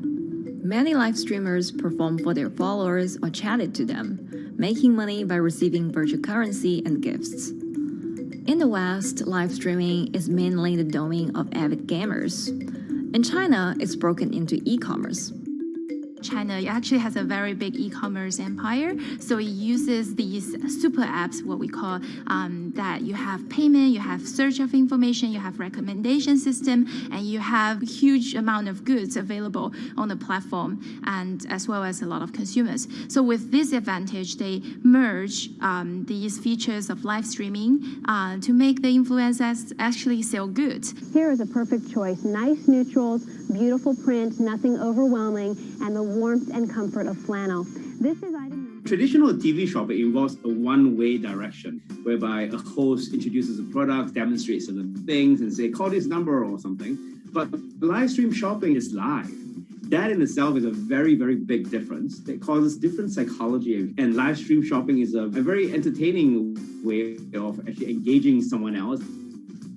When you shop, actually, this live streaming video will continue. It will minimize into a corner, and you can buy the items and pay all on the same app. And after that, the live streaming screen will just enlarge by itself, and the promoter will come back to screen. So it's very convenient.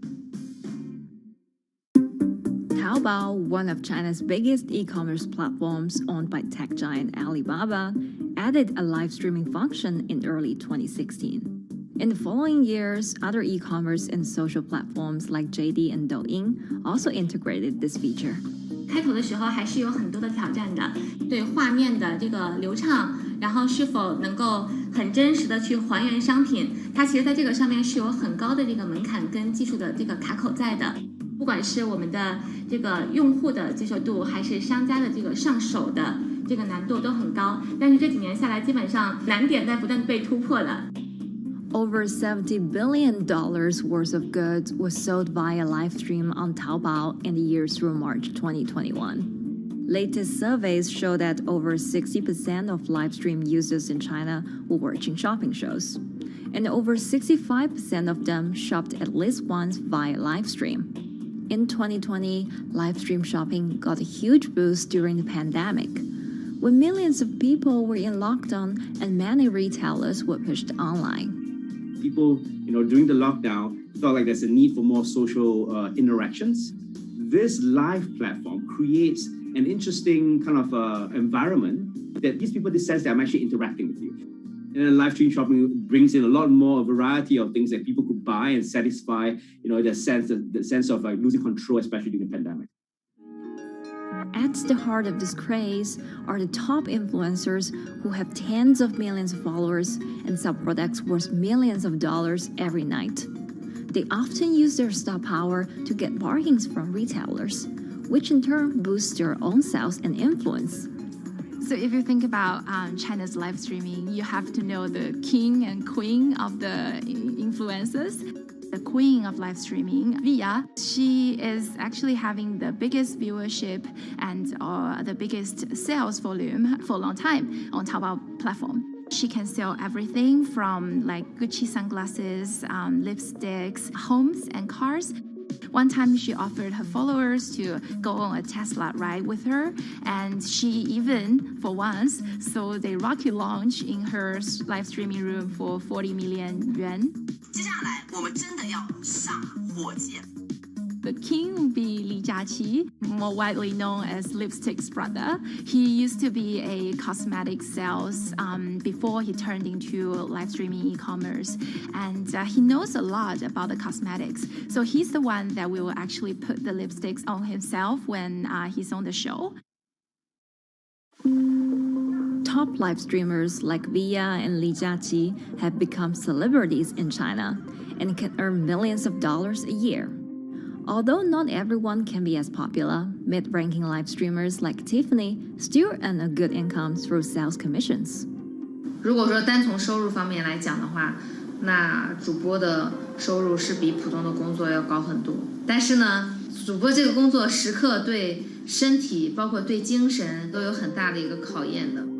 就是每天需要集中精力，然后长达5-6个小时，这种状态是很累的。而且这5-6个小时的话，你是脑子是不停的，然后嘴巴是不停的，然后手也是不停的，眼睛也是不停的。像我们做主播，不是说单一的只做直播一件事情，然后还会有选品的一些工作，然后还会有一些其他的事情排在里面，其实是没有个人生活的。那我觉得增强粉丝影响力的话，不是说某一件事情。可能今天做了什么事情你就增大了影响力，而是每天不断的内容的输出，粉丝不断的可能对你的了解，慢慢的信任你。没有芝麻酱的味道，如果吃不习惯的话就慎买。A lot of successful live streamers are generally very good at communication. They're very good at articulating very simply what a product does, what a product doesn't do. In order for them to sell, they need to be trustworthy and appear trustworthy, and they need to, show in some ways that they're authentic, right? So for Via and Li Jiaqi, they are able to articulate that quite a bit through their body language, through what they say. For example, Li Jiaqi will also sometimes say bad things about certain products because to him that's his honest opinion, and sometimes people want to hear that. And so they seem very credible, they seem very trustworthy, and don't forget, they're also very entertaining and very interesting. If you're familiar with Li Jiaqi, he won a Guinness record for like the most lipstick applications to models in like 30 seconds. So if you're able to create a lot of buzz with interesting things that you do, people who may not want to buy lipsticks will also stream in just to watch what he does. And then from there, you might get hooked. 这就是一般女生出门的时候涂的口红的颜色。Live streamers also use sales techniques such as limited time or supply. This sense of scarcity can often encourage viewers to buy. The platform in itself creates and enhances some of these things because you see it live. Something we call social proof has taken over, meaning that, hey, other people are interested, other people are joining in, other people want the same product. and they add it in the chat and they ask questions and they say, oh, I want this too. What happens then? It makes the whole product even more scarce. But it's not just influencers. Local farmers, luxury brands, even mutual funds have also started their own live stream shows. Working with very top-tier live streamers can be risky. It's not necessary that the benefits will end up with the brand. So we see company executives opening their own shows. And we see like P&G have their own sales room, which runs shows every day as well.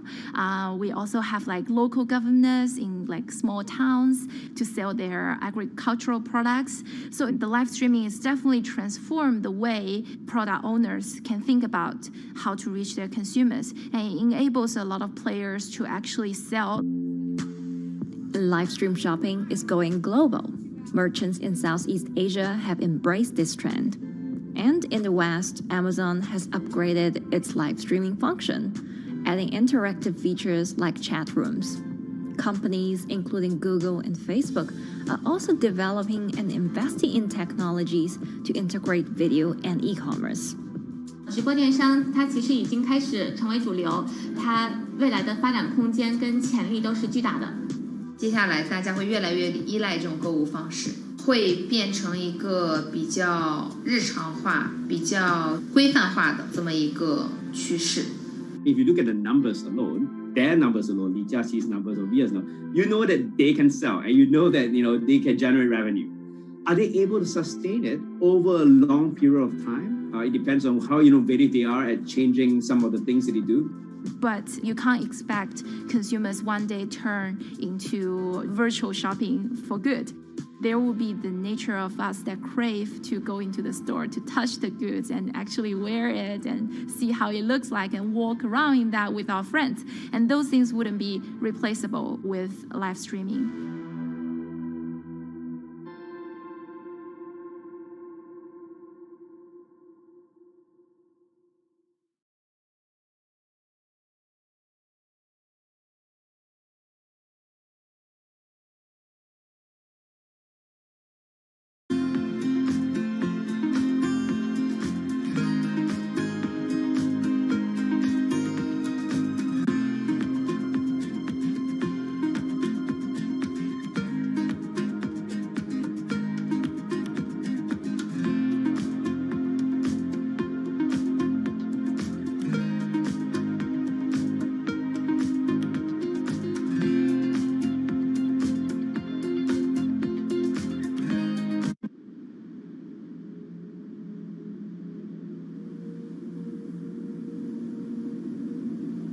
You could imagine that the oceans are actually the largest battery.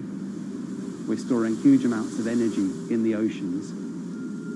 The wave motion can be very deep. It can extend down several hundred meters. And once it gets to the near shore, from about 50 meters, the whole water column is moving backwards and forwards. As we search for ways to reduce our reliance on fossil fuels, some are looking to a largely untapped potential source of renewable energy. In theory, waves off the coast of the United States alone could generate over 2 trillion kilowatt hours of electricity a year, enough to power more than half of the country. Waves intensify and subside not as quickly as the wind, and that means that it can produce a smoother power generation curve. One of the potential advantages of wave energy is that it could act as a complementary source of power compared to other renewables on the grid if it were to be scaled up to commercial scale.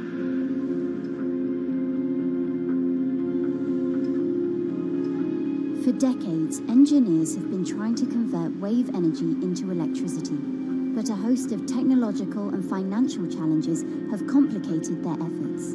In the years from around 2006 to 2015, there were a spate of bankruptcies in the sector, and this was largely because of a lack of kind of continuous proven projects out at sea with reliable electricity generation. Since then, companies have been trying to develop the technologies at a steadier pace and with a smaller cash burn. But the same questions remain. Can companies develop devices and technologies that actually work? Is wave energy just a novelty or something that can become a major renewable energy source?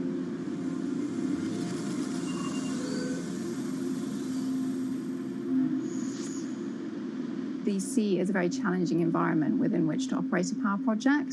So seawater is corrosive and conditions are very rough. So this means that power projects don't have a very long lifetime, and it increases operating and maintenance costs.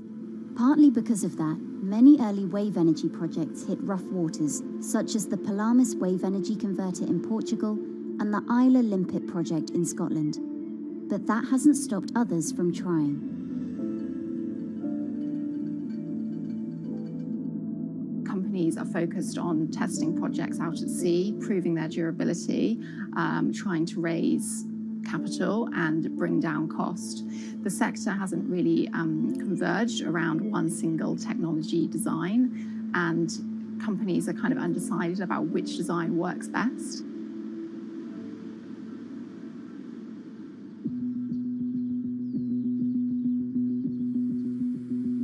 Finland-based AW Energy is a veteran in the sector. The first proof of concept of the company's device was made in the 90s after diver Rauno Koivusaari observed the strong back-and-forth movement of a hatch cover in a shipwreck in the Baltic Sea. The waves are generated far from the coastline, so the wind blows on the surface of the water, causing the water particles to rotate. And that rotation extends deep down below the surface, and the waves can be very long. They can be several hundred meters long. And as they come into the near shore, this rotational energy turns into an elliptical energy, and eventually backwards and forwards, as you probably noticed if you've been swimming on the seashore in large waves, you're pulled in and out. That's the energy that we're extracting. There's a sweet spot where we deploy, so around 10 to 15 meters of water depth. That's where there's still strong wave energy coming in. After years of research, prototyping and testing, the company has deployed Wave Roller, a 350 kilowatt device in the waters of Portugal. Wave Roller has an 18-meter wide and 10-meter high steel panel fixed to the seabed via a floatable foundation. The panel moves back and forth with the waves, capturing the energy. It's submerged in the depth of 15 meters, so it's protected from the extreme waves. We generate electricity by capturing the movement with hydraulic circuitry in a machine room underneath the surface. That hydraulic energy we turn to electricity with hydraulic accumulators and hydraulic motors, and also a generator. The Wave Roller has survived large waves at sea for over a year and delivered electricity via an underwater cable to the grid in Portugal. Meanwhile, the company has won a €2.5 million grant to work on an upgraded version of the Wave Roller, aiming to increase the electricity generation capacity to 1 megawatt. The upscaled device would have a bigger panel, 2 power takeoff units, and improved software to control the energy production. We have taken into use a wave prediction algorithm that kind of tells us what kind of waves are coming into our device. That gives us few seconds to prepare for capturing more energy, and the difference in that is significant. Our future plans are to deliver technology around the world. So I'm hoping we can be working on delivering technology to projects in Asia and also in the American continent as well.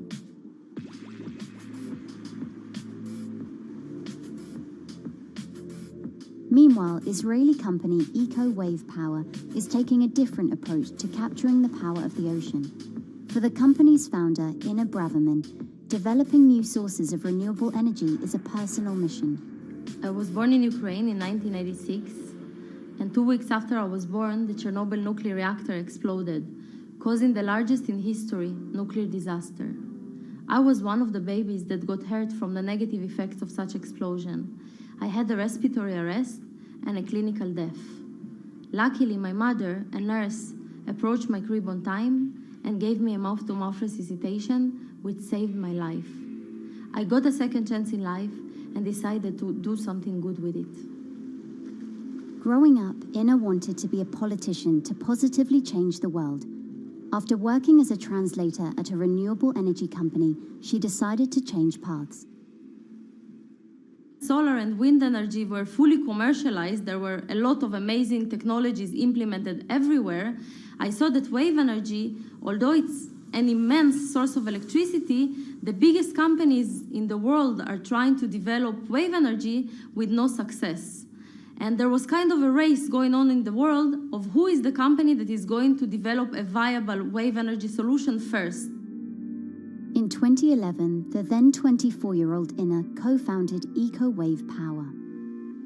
Instead of installing devices offshore, the company's devices are attached to existing breakwaters, jetties, and piers. Our technology is very cost efficient, especially in comparison to the offshore technologies, because we don't need any ships, divers, underwater mooring or cables. We install on existing man-made structures, and all our expensive equipment, the generator, the hydraulic conversion unit, the automation, is located on land just like a regular power station. This is the EcoWave Power conversion unit that has been operating in Jaffa Port since 2014 until 2020. Here you can see how the technology works.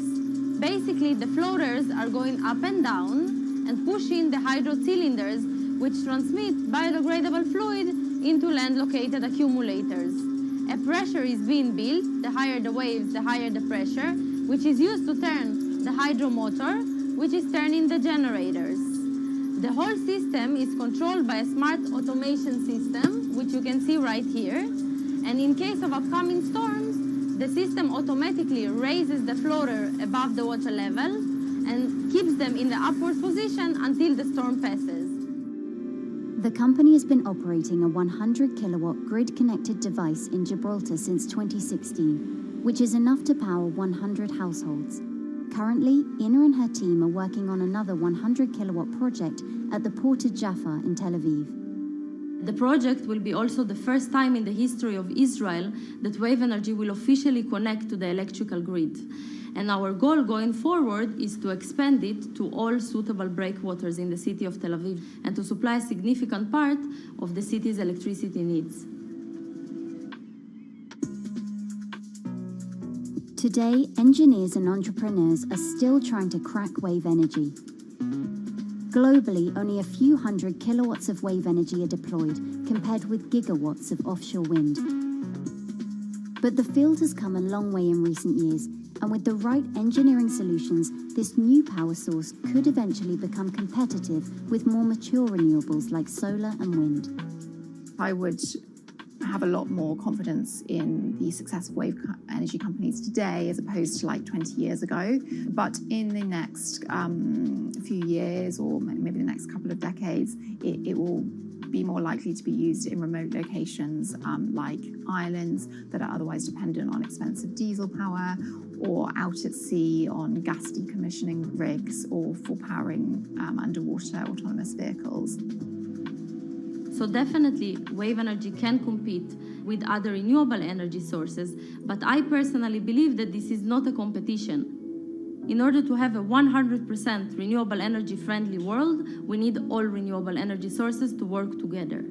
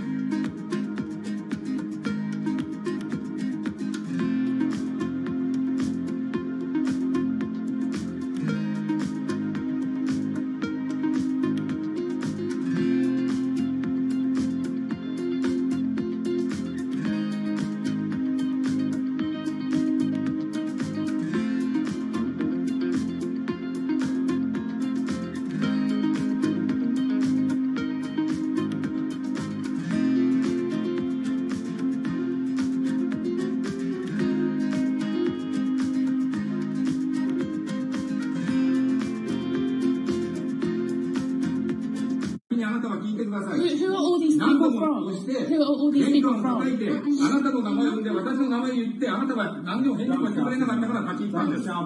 So can you please tell me? I'm not going to... please wait. You know, I've covered a lot of companies. I've covered a lot of Machiavellian companies where, you know, people play rough. I don't think I've ever seen anything on the scale of Nissan. He is making you, but you act from this side. I mean, it's corrupt. The system is... One of the most dramatic elements was Ravinder Passi's home being raided by court officials in Yokohama. You scared me.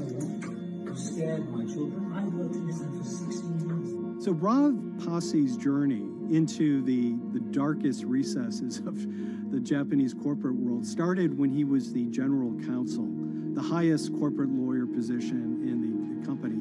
In the past few minutes, Nissan has revealed that its chairman has been arrested after allegations of serious misconduct.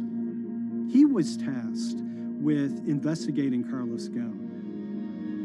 And he was told, conduct an internal investigation and get to the heart of the matter. And then along the way, he started to notice serious conflicts of interest. He is one of the few people who knows an extreme amount of detail regarding the alleged crimes by Carlos Ghosn. And he's now ready to tell his own story on the record about some of the events that happened.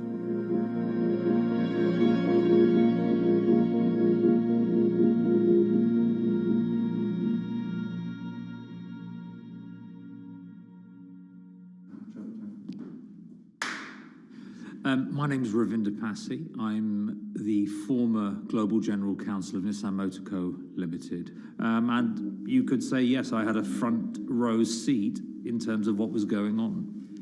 When Carlos Ghosn saved Nissan years ago, he was depicted in Japanese comic books as this hero, and now maybe we'll see comic books where he's the villain. In corporate Japan, Nissan was quite an unusual company. It was led for 2 decades by a non-Japanese executive. Well, Carlos Ghosn was a hero in the Japanese business world. If you had a global business celebrity in Japan and worldwide, it was definitely Carlos Ghosn. In a country with few foreigners at the top, he stood out. But over the years, he saved Nissan from bankruptcy, allied with Renault and Mitsubishi, and turned the alliance into one of the most competitive in the world. Yet as the years went on, you know, I think his ambitions changed a little bit. He started thinking about legacy plays, and one of them was to really tighten the alliance between Renault and Japan. And unbeknownst to him, there was a contingent of senior Nissan executives that were really felt threatened by that move. They really thought that they would lose complete control of the car company, and even in the government, there was probably a little bit of anxiety about a national champion in the auto industry falling under full-blown foreign control.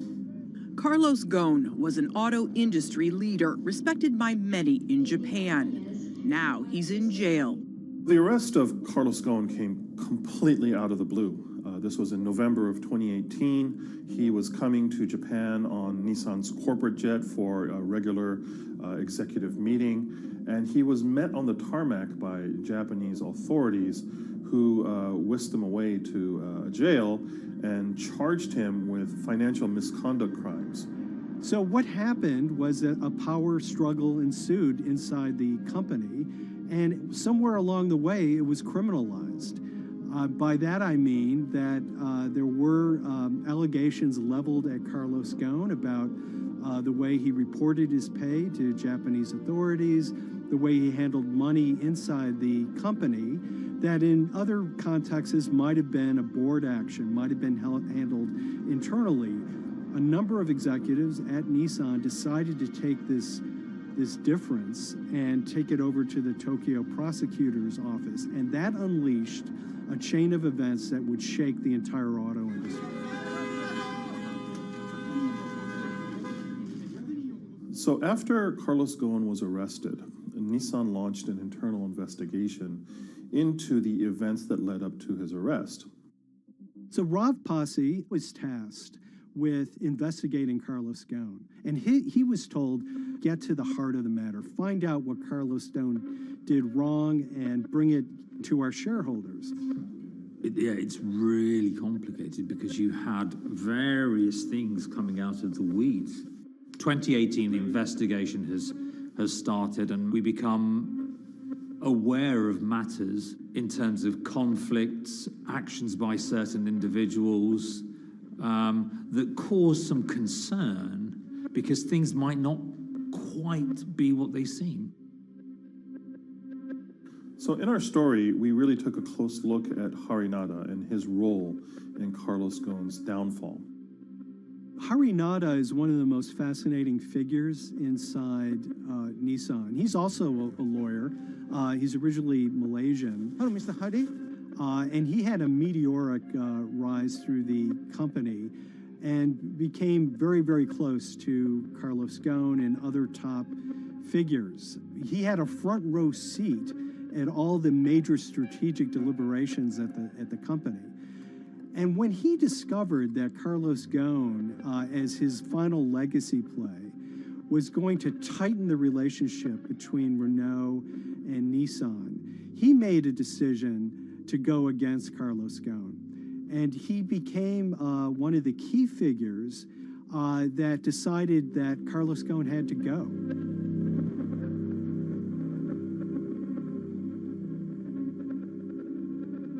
Harinada was somebody who actually recruited me into the company, so I have a long-standing relationship with him, or did have a long-standing relationship with him.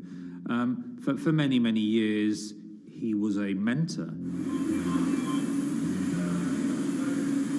I had doubts about the credibility of the process right at the start.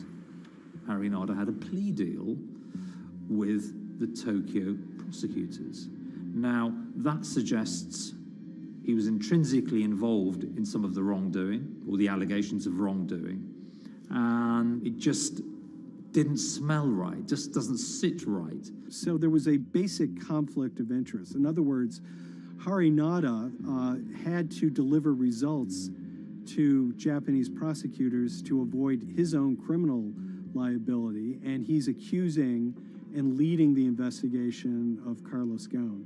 Some of the people who had been involved in the original alleged crimes were also looking into the affairs themselves. Ravinder Passi began pointing out some of these conflict of interest issues. And the reason for that is essentially his concern was for the company. If the company's own investigation into itself was compromised, that could lead to a very weak position in various lawsuits that it was dealing with across the world. I had discussions with Harry, discussions with the statutory auditors about these conflicts, discussions with HR about some of these conflicts, because at that point, we reported into him. You know, at the time, everything was quite, as you can imagine, it was, we've got to do this, we've got to do that, we've got to move fast. But when you step back and look at some of these things, you just think, my God, what was going on here? Because me, members of my team, were being placed in immediate danger. Your chairman's been arrested, a representative director's been arrested. They both happen to be foreigners. And then now what we need to do, we're being instructed to do, is certain compliance professionals need to go into properties in Brazil, for example, and retrieve evidence. They've got to do it very carefully, because if they don't do it carefully, they're going to get convicted of criminal activities. And likewise, when a team of lawyers were commissioned to go to Lebanon. I mean, one of my immediate concerns was, why are lawyers from Nissan being sent to go to Lebanon to retrieve evidence? These are just lawyers, they're corporate lawyers from Nissan. You had revelations that a number of executives had benefited from share appreciation rights when they shouldn't have. I mean, you know, substantive amounts of money being taken by these guys when they weren't entitled to take them. And you do think, yes, how is this going to look later on? It's going to look quite concerning. So that triggered for me the sort of assessment that, well, I'm going to have to do something, because up until this point, I haven't put down on paper these conflicts and these issues.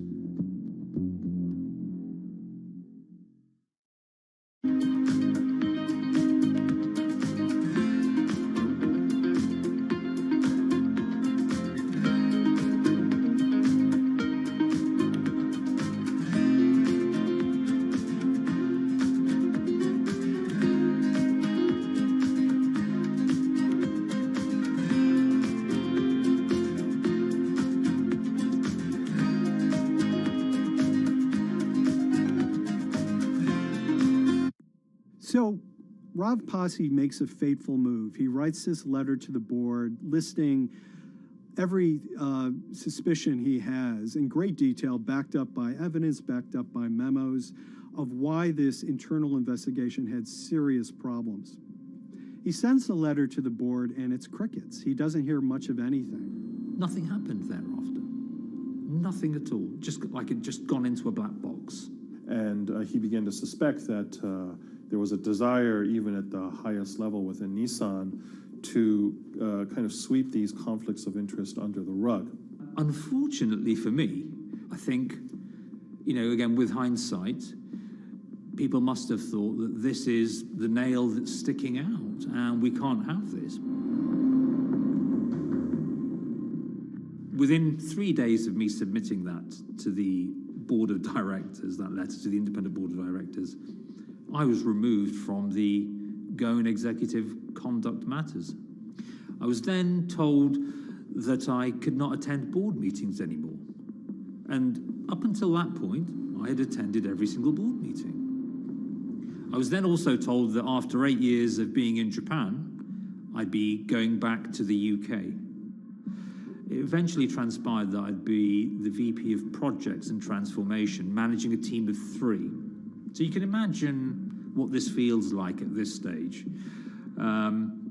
Almost an arbitrary removal from Japan, where I've lived for 8 years, had 3 children there, my family has grown up, and we've been settled there, having a few months earlier been promoted to vice president at a global level, to being almost demoted. So Pasi was essentially being reassigned to get him as far away from the internal investigation as possible, and also to a certain extent in retaliation to some of the issues that he brought up regarding the internal investigation and Harinada. What happened to Rav Pasi can be seen as a series of corporate humiliations. I mean, first of all, his immediate responsibilities were taken away from him. Eventually, he lost, the coveted general counsel title. But it didn't stop there. Toward the end of his stay in Japan, Rav and his wife were convinced that they were being followed. During that period, I'd noticed that whilst driving my car, I'd have other cars following me. First time I noticed this was around mid-March, and I was driving, I can't remember where I was going, but this grey van, small van, just literally started following me. And I noticed that there was somebody in the car taking pictures. And lo and behold, we were absolutely being followed either by people on foot or other individuals, 2 or 3, normally 2 burly men in a car, different cars at different times, following us around. They were following the family as well. And, given I'd seen the Nissan security department behave in a very, very egregious manner with others in terms of following and surveilling, I was very concerned as to what they were doing and who they were giving this information to. Because if they're giving this information to the authorities, you do think, why?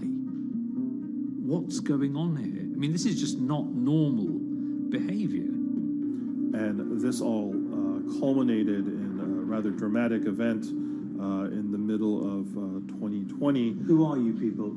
Where Nissan had hired a legal team and had obtained an unusual court order from the district court in Yokohama to basically do a search of his home and seizure of his corporate laptop and phone and other documents. If you don't let us in now, we have to break this key.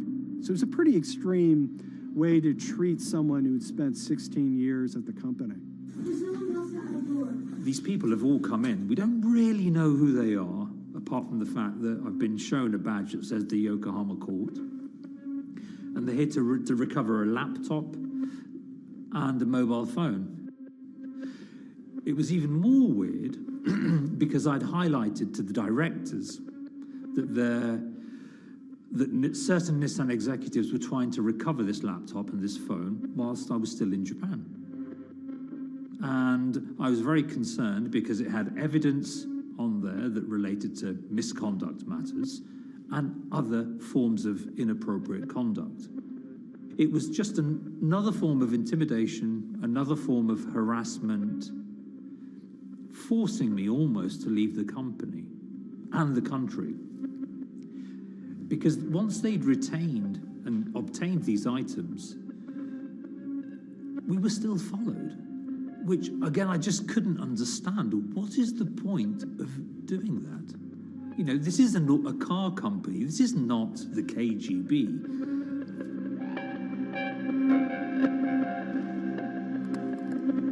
I think it's fair to say that Rav Pasi didn't have full battlefield awareness of all the intrigue going on at Nissan. I mean, Harinata is interesting because he's both charismatic and charming, and one of the most brutal corporate infighters one could ever run across. This is a confidential company email, right? You should not have this.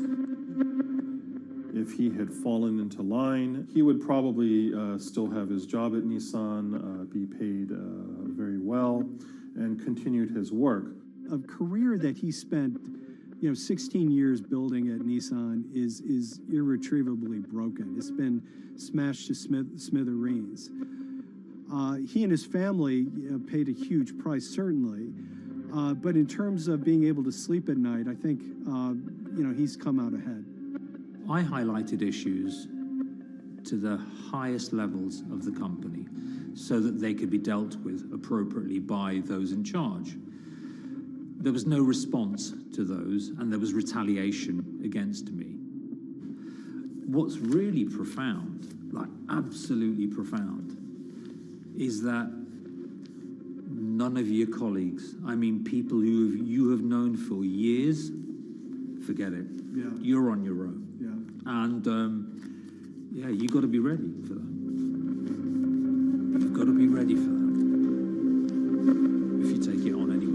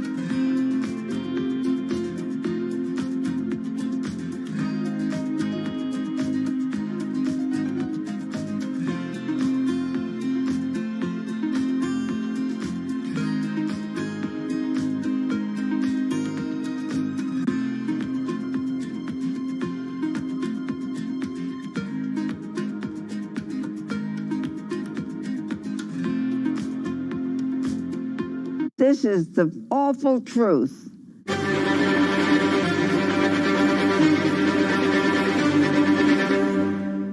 There's always someone in the family that's pushing it.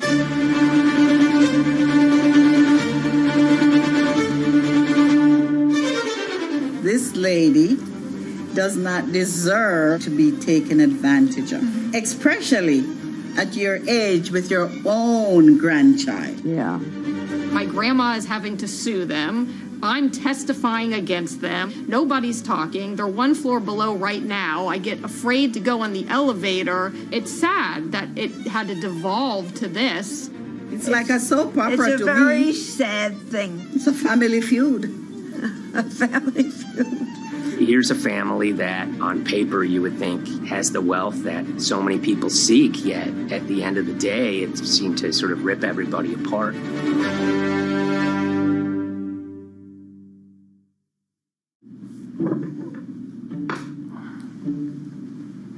My name's Tom Schoenberg. I'm a senior reporter here at Bloomberg News, cover financial enforcement. I was approached by someone close to the Schottenstein family and asked whether or not I would be interested in writing about Beverly Schottenstein and this case that she had against JP Morgan. And it was immediately clear that there was a great story here to be told. So I started just, assembling all sorts of documents that the family made available to me. That included a diary that Beverly had begun writing when she started having suspicions about what was actually going on with her money. Beverly obtained her wealth from the Schottenstein kind of retail empire that has at times included Big Lots, Value City, American Eagle Outfitters, DSW Shoes.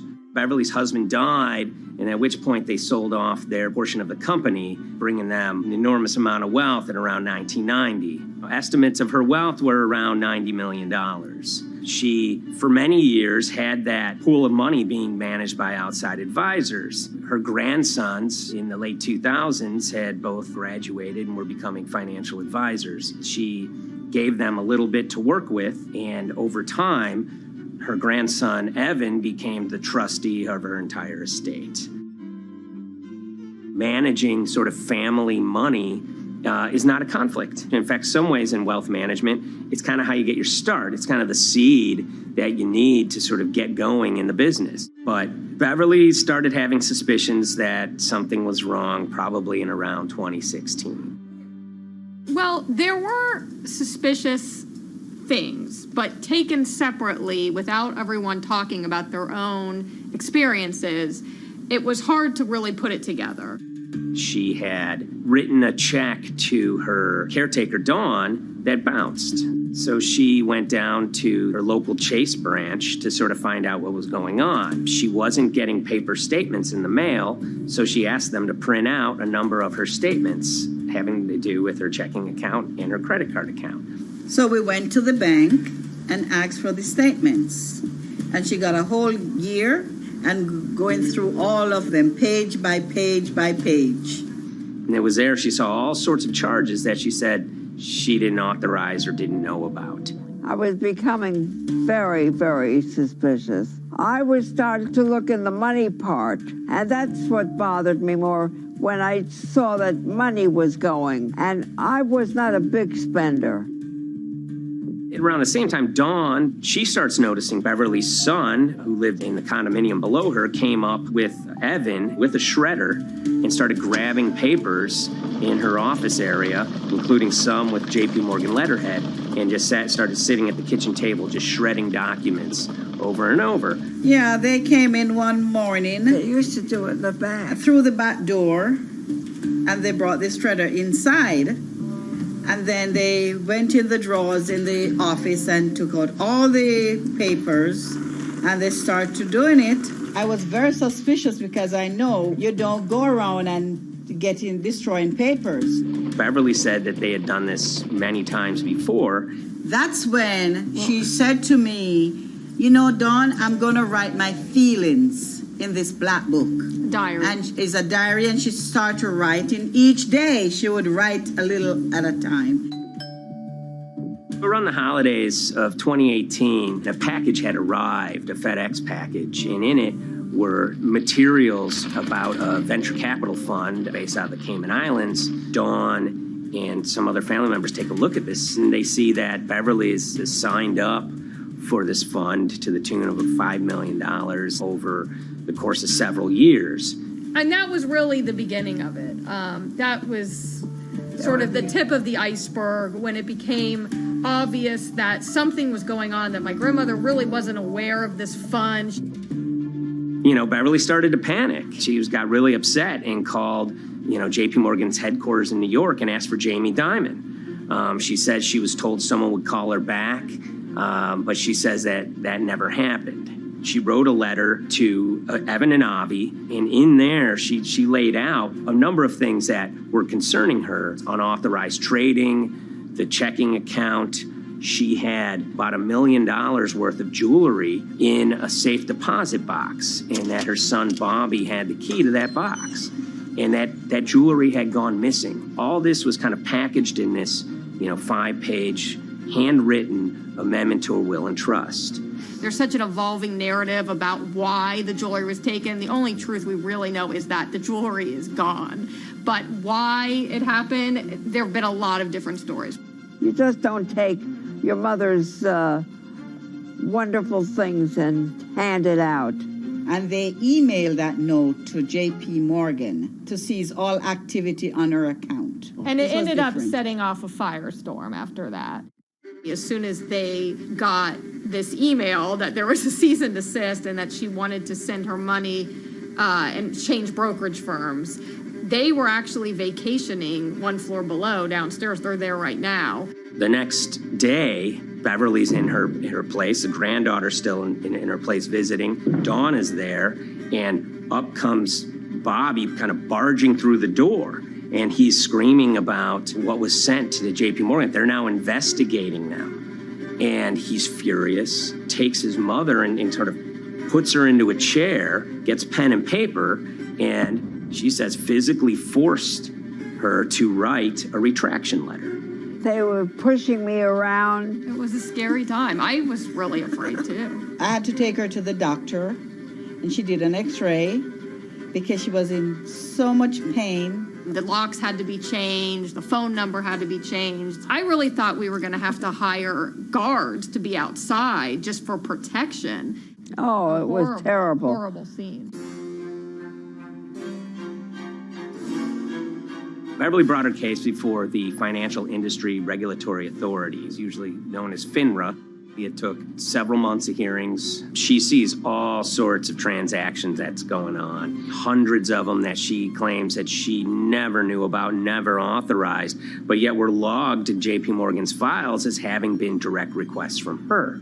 That included the sale of a large amount of Apple stock worth several $1 million, as well as all her stock in Big Lots. Over the course of their time with JP Morgan, Evan and Avi were making all sorts of trading on her account that was generating millions of dollars in commissions for themselves and the bank, yet she was not sort of getting any of the type of gains that you would expect sort of an $80 million account in a bullish market to be able to get.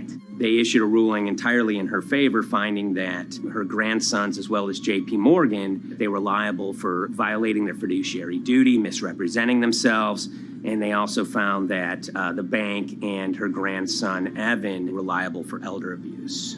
Evan and Avi, they were fired from JP Morgan. They issued an award of about $19 million. I reached out for comment, and JP Morgan emphasized that Evan and Avi were no longer with the firm and that their actions do not represent the sort of values of the bank. I reached out to Evan and Avi, heard back from their lawyer saying that, they disagree with the law and the facts that FINRA kind of used to decide the case against them and are seeing if they can have it withdrawn.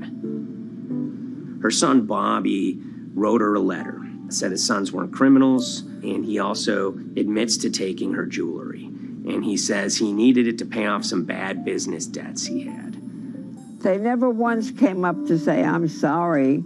If there had been an apology and some acceptance, and asking for forgiveness from my grandmother, I don't think we'd be in the position that we are now. Since the piece came out, we've received dozens of messages from people, many of whom are telling their own sort of personal tales of, kind of financial advisors gone bad, or family members who got control of an estate and abused, those within. Seems that it's really resonated with a lot of people. I keep, hearing a lot of feedback about Beverly and how, a lot of people feel she did the right thing. You're never too old to stand up for yourself and try to right an injustice. She was adamant that she wanted to stand up for herself. But at the end of the day, they did wrong. It's a painful life lesson. Beverly taught them that you don't mess with grandma.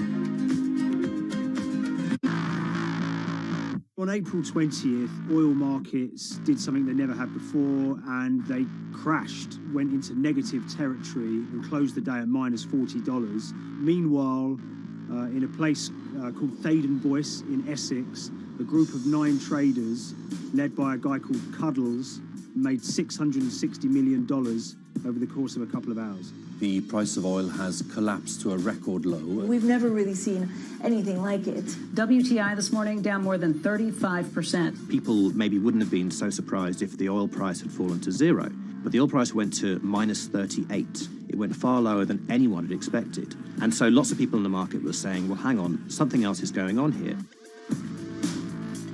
A couple of months later, I started to get wind through a kind of network of sources that a tiny firm in the outskirts of London had made a huge amount of money that day and potentially had some part to play in what happened.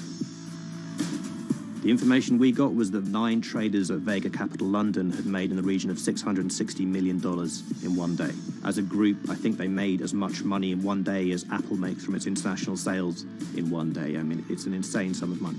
Did they pull off a fantastic trade? Did they predict the way the market was moving and get it absolutely right? Or was there something else going on, and had they actually done something that breached market rules in a bid to sort of push the market? And that investigation is ongoing.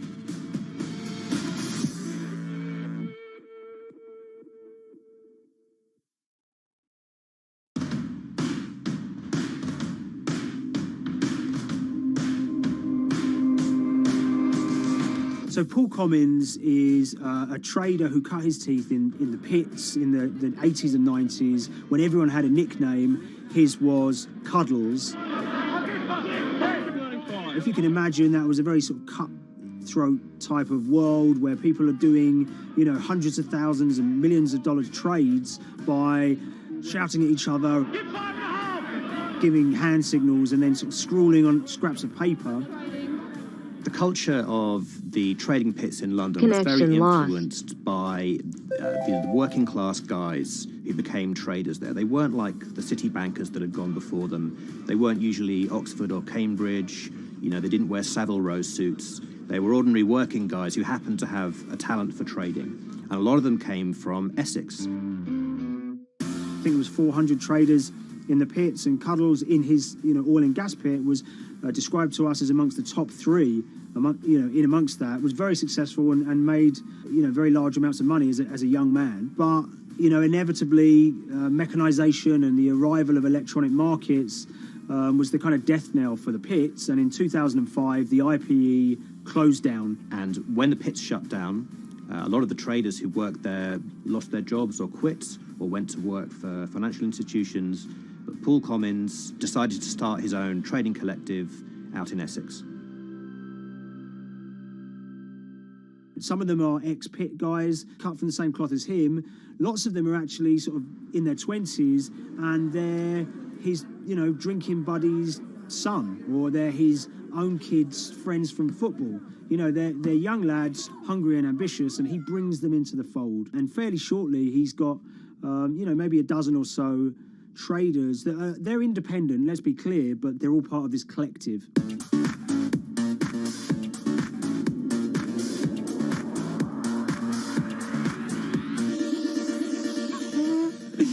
Yeah, I'll let Liam deal with Essex. I am from Essex, so I feel like I'm free to, to get into this. Sweet, as they say. If you were to ask someone in Britain how they would imagine a kind of Essex person, they would see someone who's maybe slightly flamboyant, with a sort of Cockney accent, a sort of Guy Ritchie-style accent. Not afraid to splash the cash, but it's probably pretty bright and has done well for themselves. Don't even make sense, does it? But, these guys, they drove around very nice Rolls Royces and Bentleys. They went to places like Marbella on holiday. Thaden Boyce is a very wealthy place. You have to have considerable income to be able to afford to live in that village. It's a really nice place to live, and it's 20 minutes tube ride away from the city. Earlier in the summer, we have this lead, which is that there's this tiny firm called Vega Capital London, and they were the biggest winners from the biggest oil crash in history. Anyone that covers markets is going to be surprised about that. You're thinking your BPs of the world or your Glencores, but it's this tiny firm. And one of the big challenges that we had was actually finding out who worked with Vega Capital. It wasn't immediately obvious, and at first we had absolutely no idea. If you go to the Vega Capital website, it says it's under construction. If you do basic online searching, it's very difficult to find anyone who's publicly connected to the company. So inevitably, we're incredibly curious at this point. Like, who the hell are these people? The more reporting we did, the more it became clear that this group were connected socially as well as professionally. They went to weddings together, they played golf together, they would go on holiday together. We found out that a number of them were members of the West Ham Supporters Club in London. A few of them started companies together, so you could see all the connections between them and start to see a distinct group emerging. And it really just was this kind of shock that, this wasn't just like a hedge fund or a firm you'd never heard of. This was actually a group of buddies who all had the same experience on this day and had all made a huge amount of money. So if you're an oil trader, there's a number of different ways you can trade, and probably the most popular is WTI futures contracts. And it's basically a contract that says, I'm going to buy 1,000 barrels of oil from you at this point in the future, or I'm going to sell 1,000 barrels of oil to you at this point in the future. It's actually just a financial contract to gamble on to predict whether oil is going to go up or down. On the 20th of April in Essex, there have been signals for a while that this was going to be an exceptional day in oil markets. And we know that some of them arose early and started their trading in the early hours of the morning while it was still dark outside. Essentially what they were doing is buying contracts that gave them an obligation to buy oil at whatever the price ended up at 2:30 p.m. So they're basically placing a bet that oil was going to fall throughout the day. But they're simultaneously selling lots of oil as well. And whether they make a profit and how much profit they make is the difference between what they buy the oil for and what they sell the oil for. Now, of course, we now know throughout April 20th, the price dropped and dropped. So this is going very well for them. They are committed to selling oil at these prices, and the prices are continuing to fall, which means they're going to be able to offset it and buy oil at cheaper at the end of the day. Now, once it gets to kind of 1:30, 2 p.m., that's when things start to get really interesting. Suddenly there's a kind of influx of buyers and sellers, as desperation increases in the market and trading volumes go up. Now at 2:08 p.m. exactly, something bizarre and unprecedented happened, which is that oil passes into negative territory. And it fell to a record level of minus $38. We've never seen anything like it, period, in terms of the contraction of the global economy. That huge gulf between what they were buying the oil for and what they were selling it for enabled them to make more money than they ever thought possible. So their profit was the difference between minus 37, and all of these positive numbers on every contract they sold. The price of crude briefly hit minus $37 a barrel. For one group of traders operating from a small office, it was a very, very profitable day. It's important to remember this had never happened before in the history of oil trading. No one could have predicted it. I can't think of another example of where you enter a trade and you get paid on both sides. You get paid both to sell and to buy. It's unthinkable. One thing we know about the Cuddles Trading Arcade is that they were very comfortable taking large risks. And, you have to be clear, this was a large risk. Yeah, we spoke to oil traders, both people that know these guys and people that don't, and they all say that this is, incredibly risky. And that's actually what stops a lot of oil traders doing trading like this. They simply aren't willing to stomach the risk. But Cuddles and his friends were. So when the kind of final calculations came down, the group of the 9 most profitable traders made $660 million or thereabouts between them. I mean, if you can imagine, I think 3 or 4 of them made in excess of 100 million each.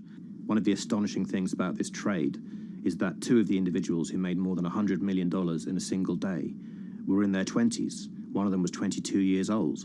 Only a few years earlier, he'd been posting on his social media about doing teenage stuff with his mates in town and going to see girls and rap music.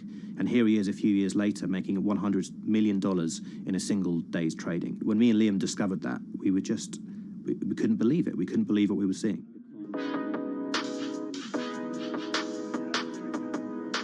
Oil trading is a zero-sum game. Anytime you're making money as an oil trader, someone else is losing it. Amongst the biggest losers were the investors in this Chinese fund, Crude Oil Treasure Fund. There were thousands of them, and they lost everything. Lots of people had put their savings into oil funds. They lost money that day.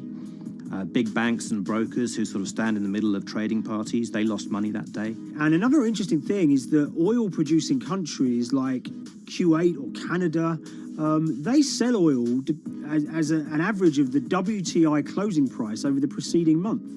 So the fact that one of those numbers in that average was minus 37 meant, if you can imagine, countries like Saudi Arabia and Kuwait potentially lost a couple of dollars on every single barrel of oil they sold that month.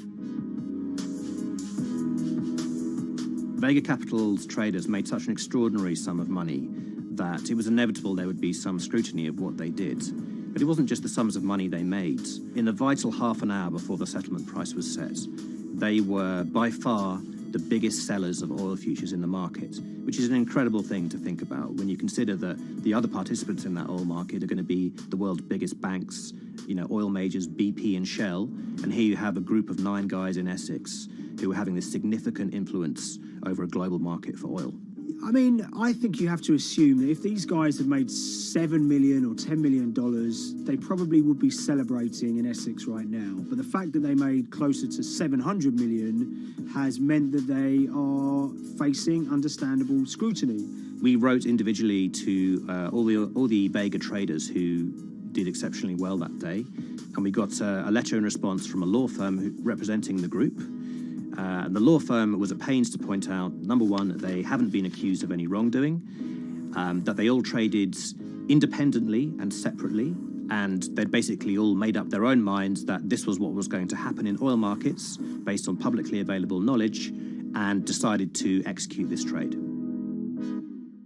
What I love about these stories is there's a real variance of opinion, and some people will look at what happened and think that must be dodgy. They all traded at the end of the day. They all made a huge amount of money while all these people lost.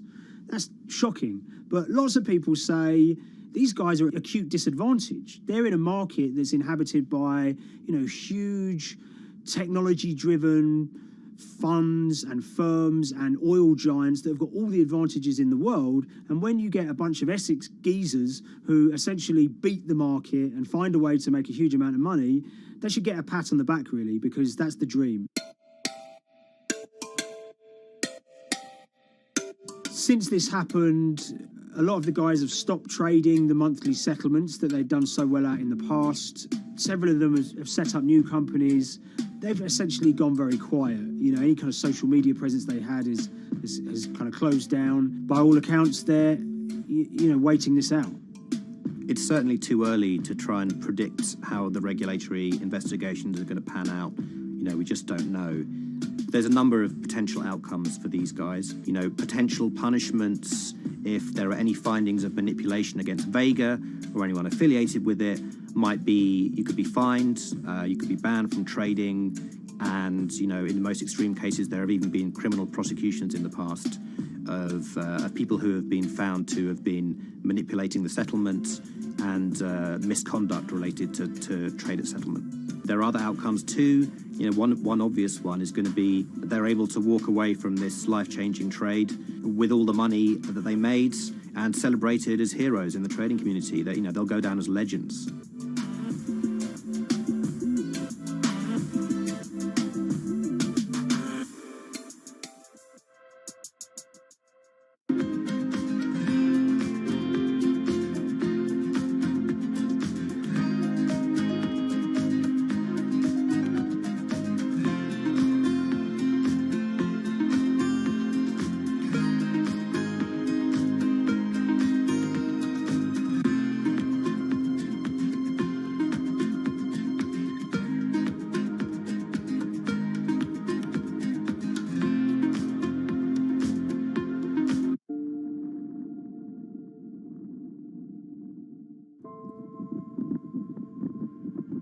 It's very important, given the nature of the climate crisis right now, for the general public to have an understanding of what progress is or is not actually happening. And I think many readers right now, they'll see these hundreds and hundreds of companies making these big, bold climate claims.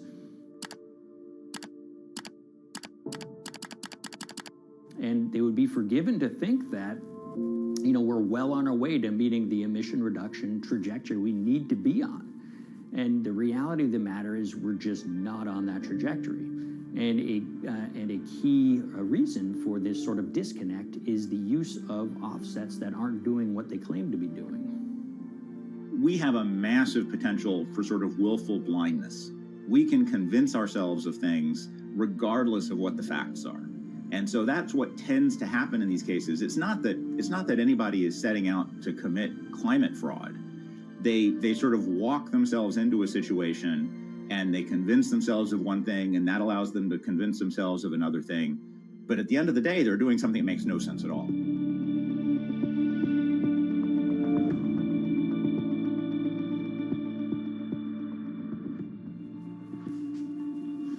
My name is Ben Elgin. I wrote the story about how the billion-dollar market for carbon offsets is setting back the fight against climate change. So one of the challenges in reporting on carbon offsets and trying to figure out what's going on is really finding good experts who have been steeped in this marketplace and are willing to candidly talk about it. One of the best people for this is a fellow named Mark Trexler, and I've been talking to him for more than a decade. My name is Mark Trexler. I've worked in climate change for the last 30 years. I was actually hired by the World Resources Institute in Washington to work on the first carbon offset project in 1988. In terms of defining a carbon offset, one of the beauties, so to speak, of greenhouse gases, sort of the silver lining of greenhouse gases, when you put up a molecule of CO2 into the atmosphere, it can be anywhere in the planet in 7 days. And therefore, if there's an option to reduce emissions on the other side of the planet, and you can do that very cheaply as compared to doing it in your factory, for example, then why not pay that person, that factory on the other side of the planet to reduce their emissions? Then you are, in a sense, offsetting your emissions, and the atmosphere doesn't really see your emissions anymore. So carbon offsets have been around for quite some time, and they were actually key with these international climate agreements, such as the Kyoto Protocol, which mandated the wealthiest countries reduce their greenhouse gas emissions. The treaty was signed on the 11th of December, 1997. Decided. The business community in general saw carbon offsets as a huge opportunity to comply with whatever policies and measures might be coming down the pike on climate change much more cost effectively. We've seen a huge surge in companies making big proclamations about how they're going carbon neutral or zeroing out all of their carbon emissions. We're going to reduce our carbon footprint to net zero. Unilever is committing to net zero emissions. We can achieve a net zero emissions world. We began looking at these corporate claims of dramatically reduced emissions, and we noticed so many of these companies were using carbon offsets to achieve these aims. And as we began to look at the carbon offset projects themselves, what we found is that the environmental benefits claimed by these companies are not actually what they seem to be.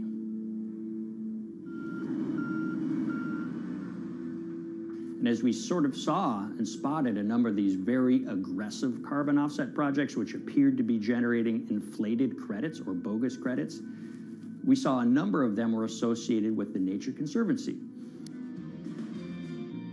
This surprised us. The Nature Conservancy is the world's biggest environmental group. They have about $1 billion a year in revenues, and they've been around for 7 decades. They've preserved about 125 million acres of land, and they've done so many good works over the years, and they've been very strong in terms of working with corporate partners. The Nature Conservancy has taken a different approach, a very pragmatic and pro-business approach. They will not go out and criticize a big polluter, but they're very happy to work with them. Some might say that, well, that's selling out, but others would say, and those at the Nature Conservancy would say, these companies have deep pockets. They can help fund important preservation work, and we have absolutely no problem working with them on this stuff. So companies are very warm, and they've partnered with the Nature Conservancy for many years. And yeah, it definitely lends a sheen of credibility to these projects. Here's 20 new reasons to visit Disney World this year. 1, 2, if you look at, for instance, Disney, that's a sprawling company with theme parks and cruise lines that burn up diesel fuel. They have office buildings and television studios that consume electricity. So these companies are trying to make major reductions in their carbon footprints, but it's very difficult to change these fundamental ways their businesses operate. So Disney has been a big buyer of carbon offsets that are orchestrated by the Nature Conservancy. One of the projects that they buy from is called Pennsylvania Ridges. And that's a plot of land. Most of the land is actually about a 3-hour drive outside of Philadelphia. Interestingly, this land, 3,000 of these acres, was actually acquired by the Nature Conservancy in the late 1990s. This land was imminently threatened. There was a pending logging contract on this land. So they do what they've done so well for all of these years, which is they go out, they raise money from local philanthropists, and they go buy this land to protect it from developers and loggers. And at the time, according to an archived version of the Nature Conservancy's website, when they were proudly announcing this deal, they said, these threats have been abated because of this acquisition by the Nature Conservancy. So it's really interesting now, fast forward 2 decades to earlier this year when they put forward this carbon project. And if you look through it, this land is a key part of that carbon project. And what they're now saying is this land is now, once again, imminently threatened. 72% of the trees are going to be cut within 5 years. Now, this is just astounding because this land is owned by the Nature Conservancy. They do not clear-cut land that they've bought through philanthropic donations. So this scenario that they've put forward to get carbon revenues is not really plausible.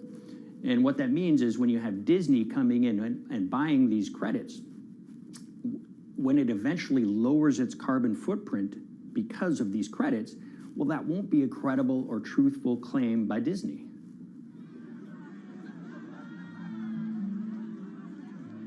So this is an organization that truly understands the threat of the issue of climate change and is wanting to do its part to address this. However, in this situation, it just appears their drive, which they've had for decades, to increase the amount of revenues that it can use for land preservation work, Nature Conservancy and many others see that the carbon credits as a pot of money that they can tap into to further their own benevolent aims. But unfortunately, what this has resulted in is claims of climate progress that just aren't really happening. So the Nature Conservancy defends vigorously these deals, and they and others will say, look, our projects are just following the rules that these registries set up. So some would also put some of the blame on the registries themselves because they're setting up the rules which allow these vapid projects to get up and sold. So we've reached out to all of the companies we mentioned in this story, including Disney. They didn't want to be interviewed for this story, but they all told us that, look, we have to rely on the experts out there, and those experts, they say, are these carbon registries that have been set up. Most of these Nature Conservancy deals are set up and sold on this exchange. It's called the American Carbon Registry.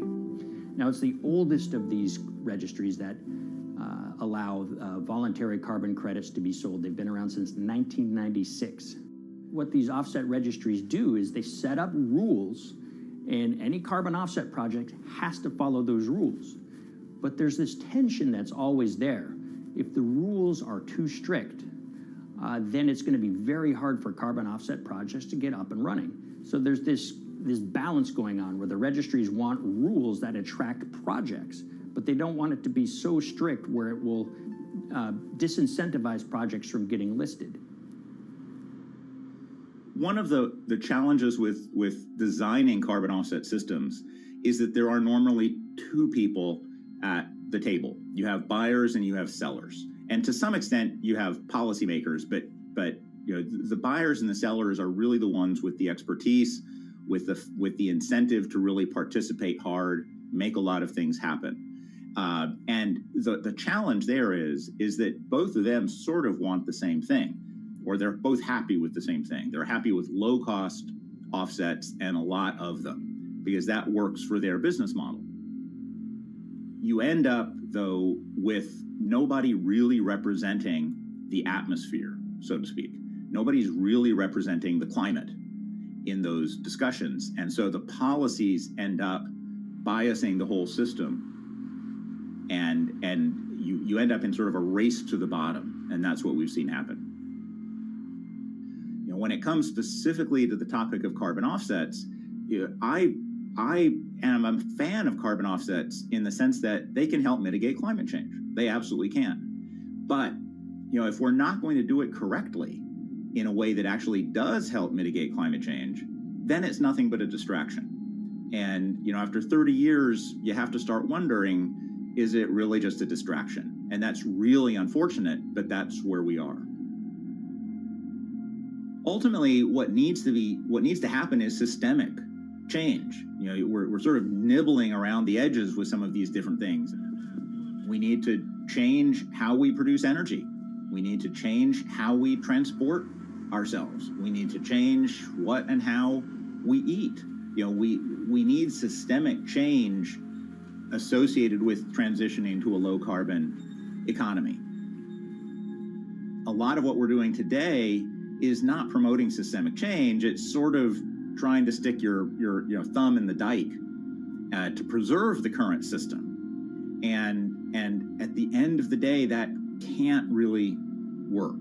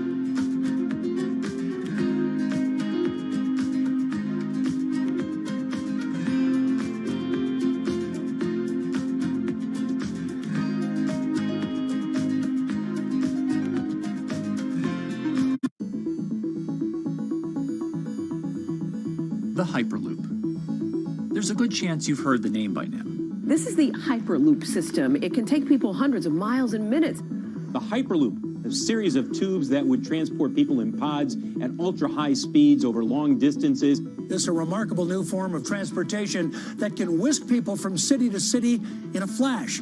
29 minutes from New York to D.C., 30 minutes from L.A. to San Francisco. For years, we've been seeing these futuristic, utopian renderings of some cross between a spaceship and a monorail. But lately, the Hyperloop is becoming much more real. Yes!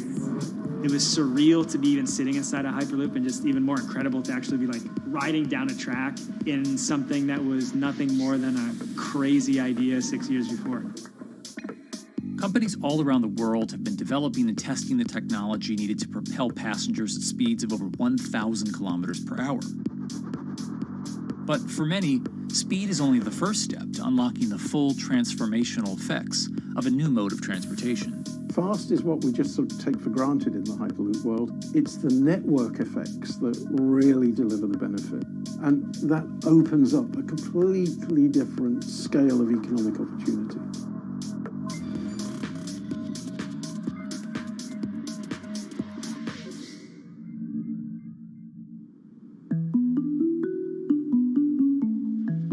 We've got planes, trains, automobiles, and boats for getting around Earth.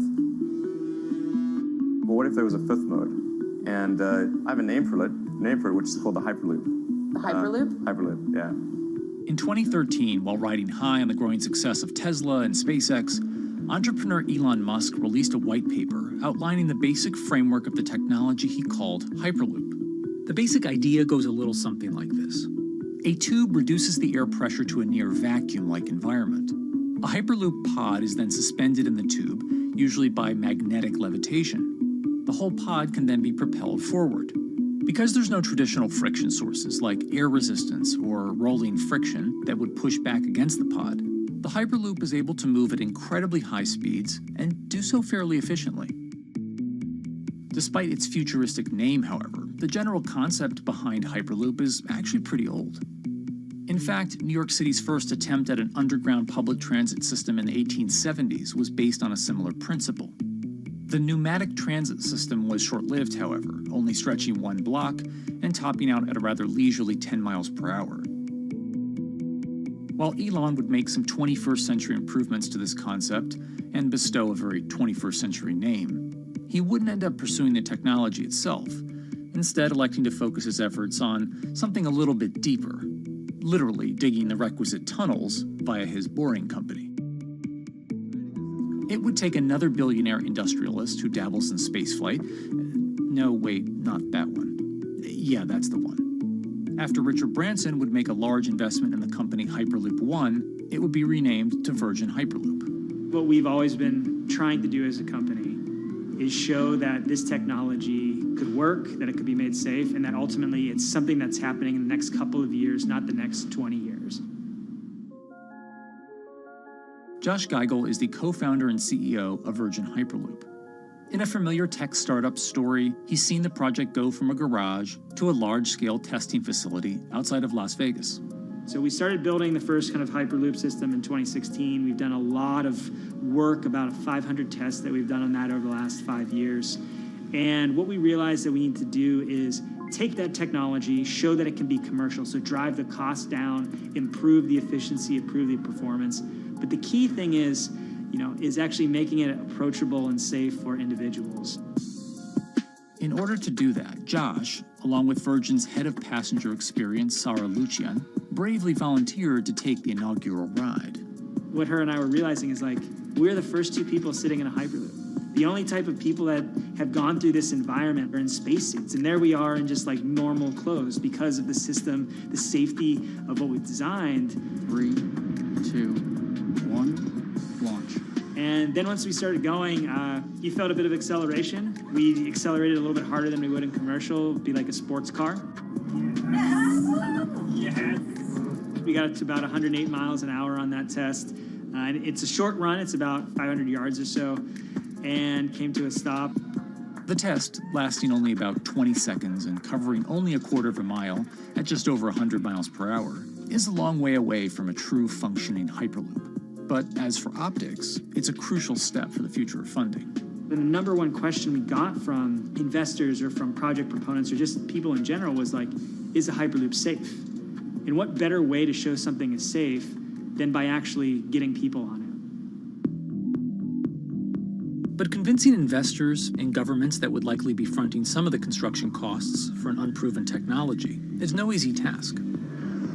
First and foremost is the question of safety. Most people don't know how an airplane works, but yet they get on an airplane. They get on an airplane because, it's faster than driving. And most importantly, they've probably gotten off of one before. They've seen someone get off of one before.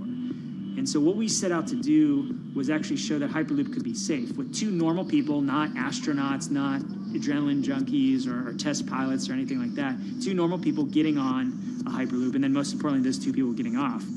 But beyond safety concerns, constructing Hyperloops will undoubtedly require a significant capital investment to the estimated tune of around $60 million per kilometer of track. So a track from San Francisco to Los Angeles, for example, is likely to come with a price tag over $10 billion. And before large governments are willing to come in and front those costs, investors who are funding Hyperloop development must accept it as a long-term mixture of technology and infrastructure investing. Investors that are used to short returns because you're developing apps or something to that effect, those aren't the investors that really get excited about Hyperloop. What you start to see is the people that are looking at platform technologies, right? So this idea that because the smartphone existed, Uber could exist, right? So who are like the Vanderbilts of this century? And that's the part where you're going to get a lot more no's than yeses. But there's people that have the ability, the fortitude to stick it out, to see the game-changing platform here. Those are the people that we're looking for. And since we've done that passenger test, there has been a lot of interest that's really, this is a lot sooner than I thought.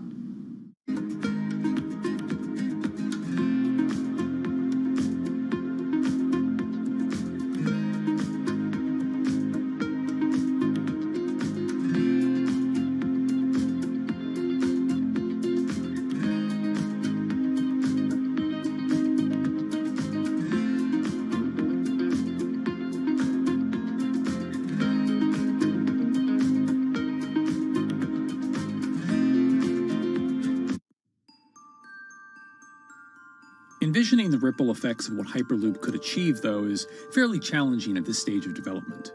It's fast, yes, but for point-to-point travel, traditional maglev trains can move pretty fast as well. And outside of China, South Korea, and Japan, even those haven't seen much adoption elsewhere due to the high costs and questionable profitability. The Shanghai line in China, for example, loses around $100 million every year. Hyperloop companies, however, believe they can offer something different than traditional railway lines. My name's Alan James, and as far as I know, I'm the only guy on the planet who's written a government-level business case for 300 kmh conventional high-speed rail, 500 kmh maglev, and 1,000 kmh Hyperloop.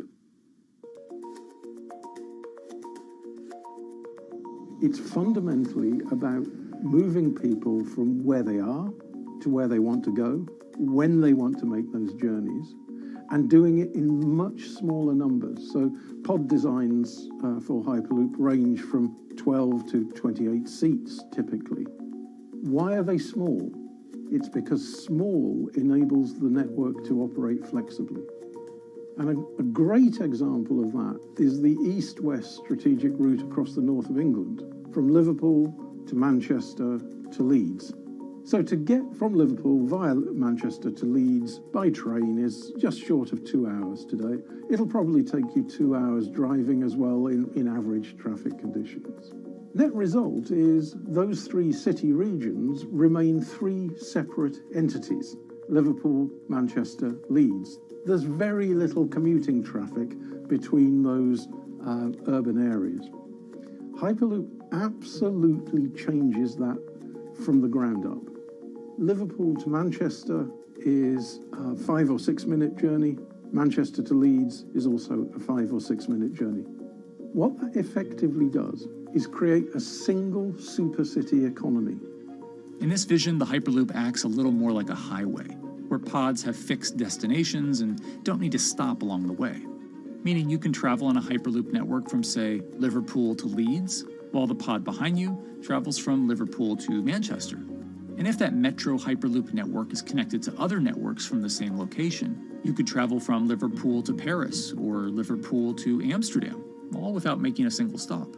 For passengers, for business, for leisure, that is utterly transformational. For high-value freight and logistics, it's equally transformational. But critically, if you do a Hyperloop network at scale, you begin to deliver massively significant carbon savings too. A multi-regional Hyperloop network could become a replacement for both short-haul passenger and cargo flights and traditional ground transportation, both of which are significant carbon producers. One Hyperloop-connected distribution hub, perhaps at an airport that is predominantly used for international air freight, replacing maybe 10, 12, 15 distributed road hubs. It takes a lot of polluting and inefficient truck haulage off the roads. That itself means roads gain extra capacity. Hyperloops will still need to use electricity to both move pods and maintain the near-vacuum environment in the tube. Proponents of the technology believe that this can be done by using renewable sources, including a combination of solar panels and battery technology that could be used along the Hyperloop itself.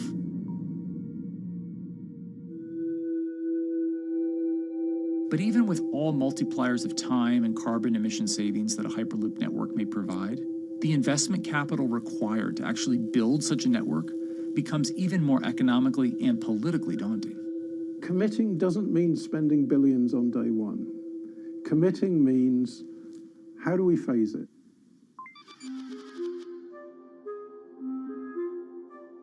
One company in the Netherlands is working to develop that technology, and perhaps more importantly, the international coalition needed to make the Hyperloop network a reality. So we are here in Europe's first full-scale Hyperloop test facility, where we can already prove every conceptual technology of the Hyperloop. This is Tim Houter, a co-founder and CEO of Hart Hyperloop, headquartered in the city of Delft. And while this testing tube might not seem as large as others, inside is a key technology to create the on- and off-ramp type infrastructure of a Hyperloop network, that is, a lane switch. That's something we can already test here. You can actually see it here, that a track is diverging from one track into two. That makes it possible to eventually split up the Hyperloop track in two sections. And in that sense, you can create a complete Hyperloop network that in the end will make it possible to travel, for example, over a whole continent. And take Europe, for example, with the same ease as you can now travel with a metro in a city. The nice thing about this magnetic levitation system that we've developed is that there's absolutely zero moving components in the track. So for example, if you have to do a lane switch, all you do is that the tube basically splits up, and statically the tracks also split up. And whenever the vehicle enters a switch, it either pulls itself to the right with its magnets, or it pulls itself to the left with its magnets.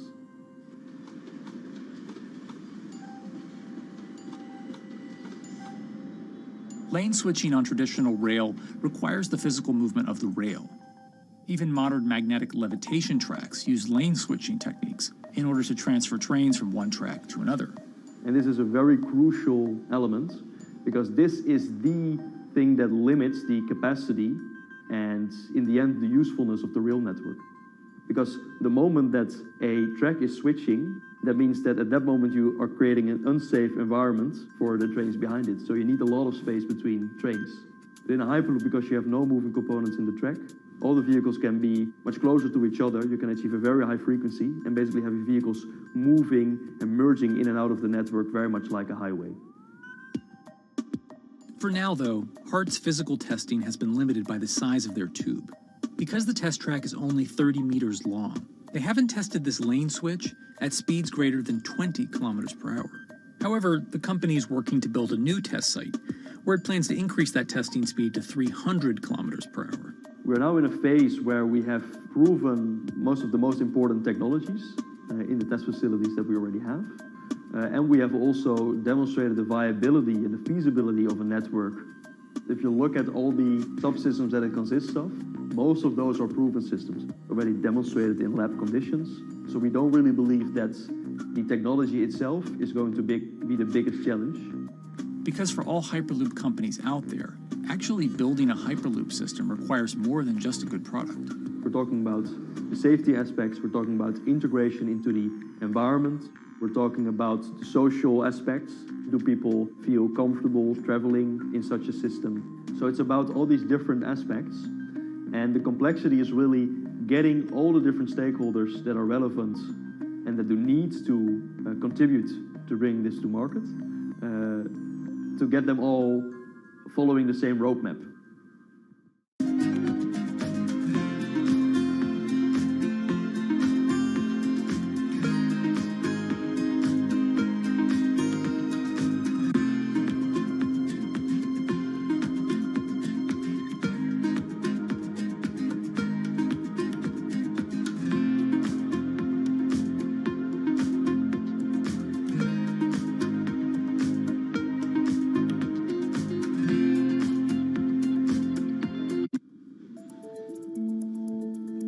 In order to help build this coalition of private and public interest in Hyperloop development, HART in 2018 partnered with other Hyperloop companies from Europe and Canada. The goal was to define, establish, and standardize the framework to regulate Hyperloop systems. Right now we are working with all the Hyperloop developers together in setting up the first, let's say, structure for starting the standards drafting.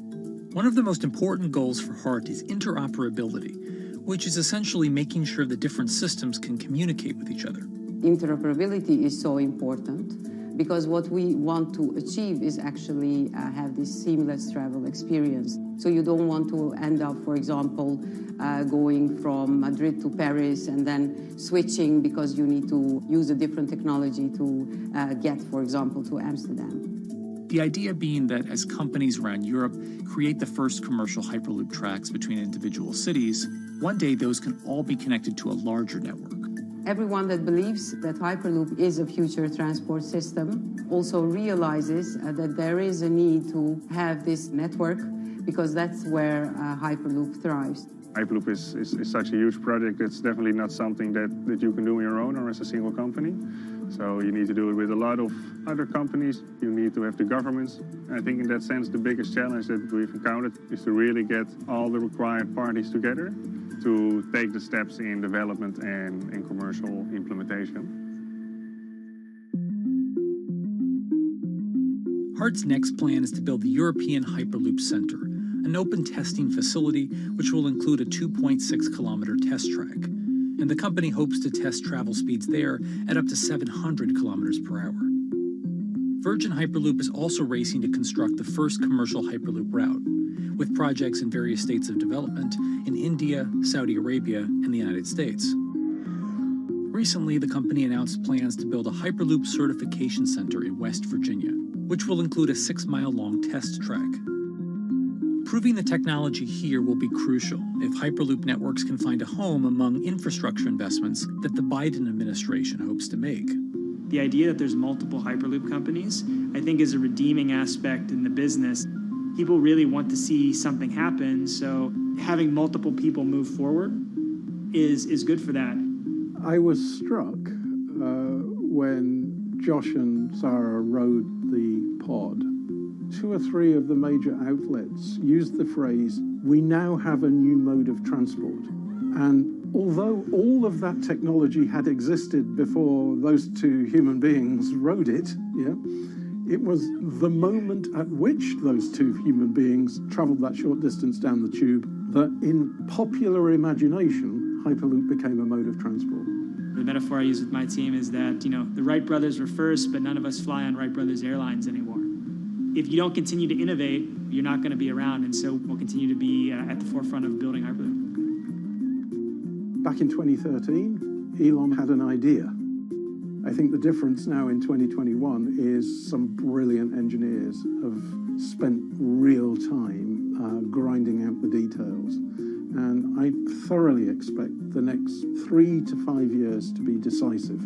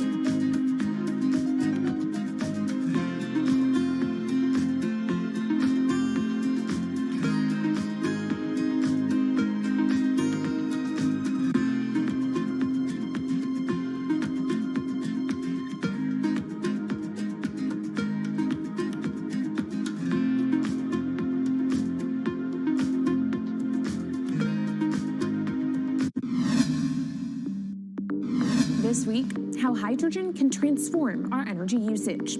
We'll look at why the universe's most abundant element could be a game changer in the climate revolution. Hydrogen technologies are not new. They are used in other sectors. We use them in space, on our rockets, and we don't need the laws of physics to change to be able to use hydrogen on our planes. From iron ore to green hydrogen, one of Australia's richest men tells us about his pivot to sustainable energy. Let's take action. It's practical, it's implementable. Let's do it now. Plus, the hydrogen revolution. We'll speak with the CEO of Italian utilities firm Snam about his new book and how green hydrogen could be competitive within 5 years. Costs are coming down and people are waking up to the fact that it's the only way to decarbonize certain sectors. From Bloomberg's global headquarters in New York, I'm Kaylee Lyons, and this is Bloomberg Green.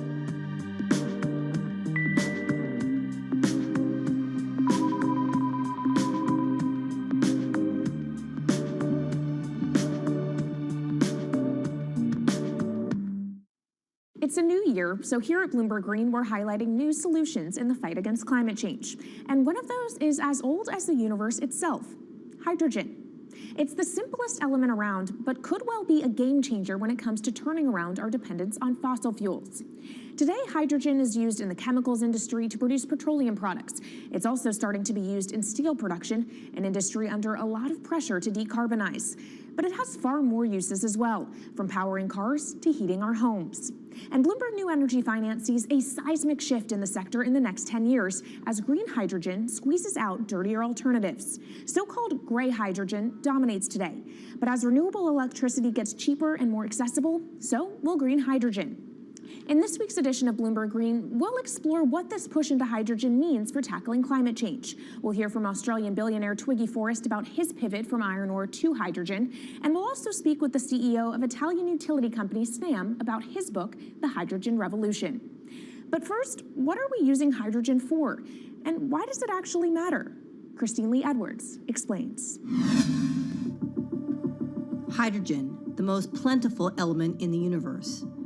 On Earth, we find it mostly bonded to oxygen in the form of water, or in other gases known as hydrocarbons. Hydrogen gas, H2, burns hot and clean, making it an attractive tool in the race to net zero. But isolating hydrogen from other elements is no easy task. Today, the cheapest way to do this is via chemical processes that break up natural gas. This releases a lot of carbon dioxide. Another method is to use electricity to split water molecules in a process called electrolysis. Although there is no carbon byproduct, a lot of electricity is needed. And if this power comes from burning coal or gas, it negates the zero emissions goals of using hydrogen to begin with. Hydrogen produced in this way, powered by fossil fuels, is called gray hydrogen. If carbon capture and storage is used together with fossil fuels, then it becomes blue hydrogen. If nuclear power is used, it's called pink. And finally, green hydrogen is when it's produced via electrolysis and powered from renewable sources. This method is considered emissions-free. It's predicted that by the early 2030s, H2 made from renewables will be cheaper than that made from fossil fuels. But that hinges on the cost of electrolysis declining, which will be achieved through larger projects and an expansion of manufacturing. To be clear, vast amounts of H2 are already used today. Global production in 2018 totaled 117 million metric tons. This hydrogen is mostly used for its chemical properties, not as a source of energy, and very little of it is clean. Some sectors like steel could start using hydrogen for these chemical properties, replacing coal. Industries like cement and glass may also use hydrogen as a source of heat. Another advantage is its energy storage potential. It can be stored over long periods of time and used when more power needs to be added to the grid.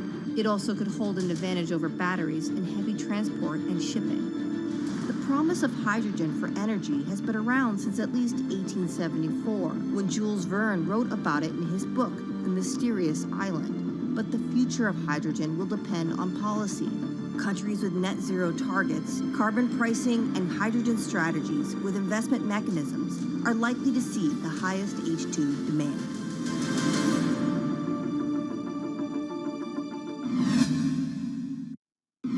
That was Bloomberg's Christine Lee Edwards explaining what hydrogen means for the energy transition. But how are businesses approaching the sector?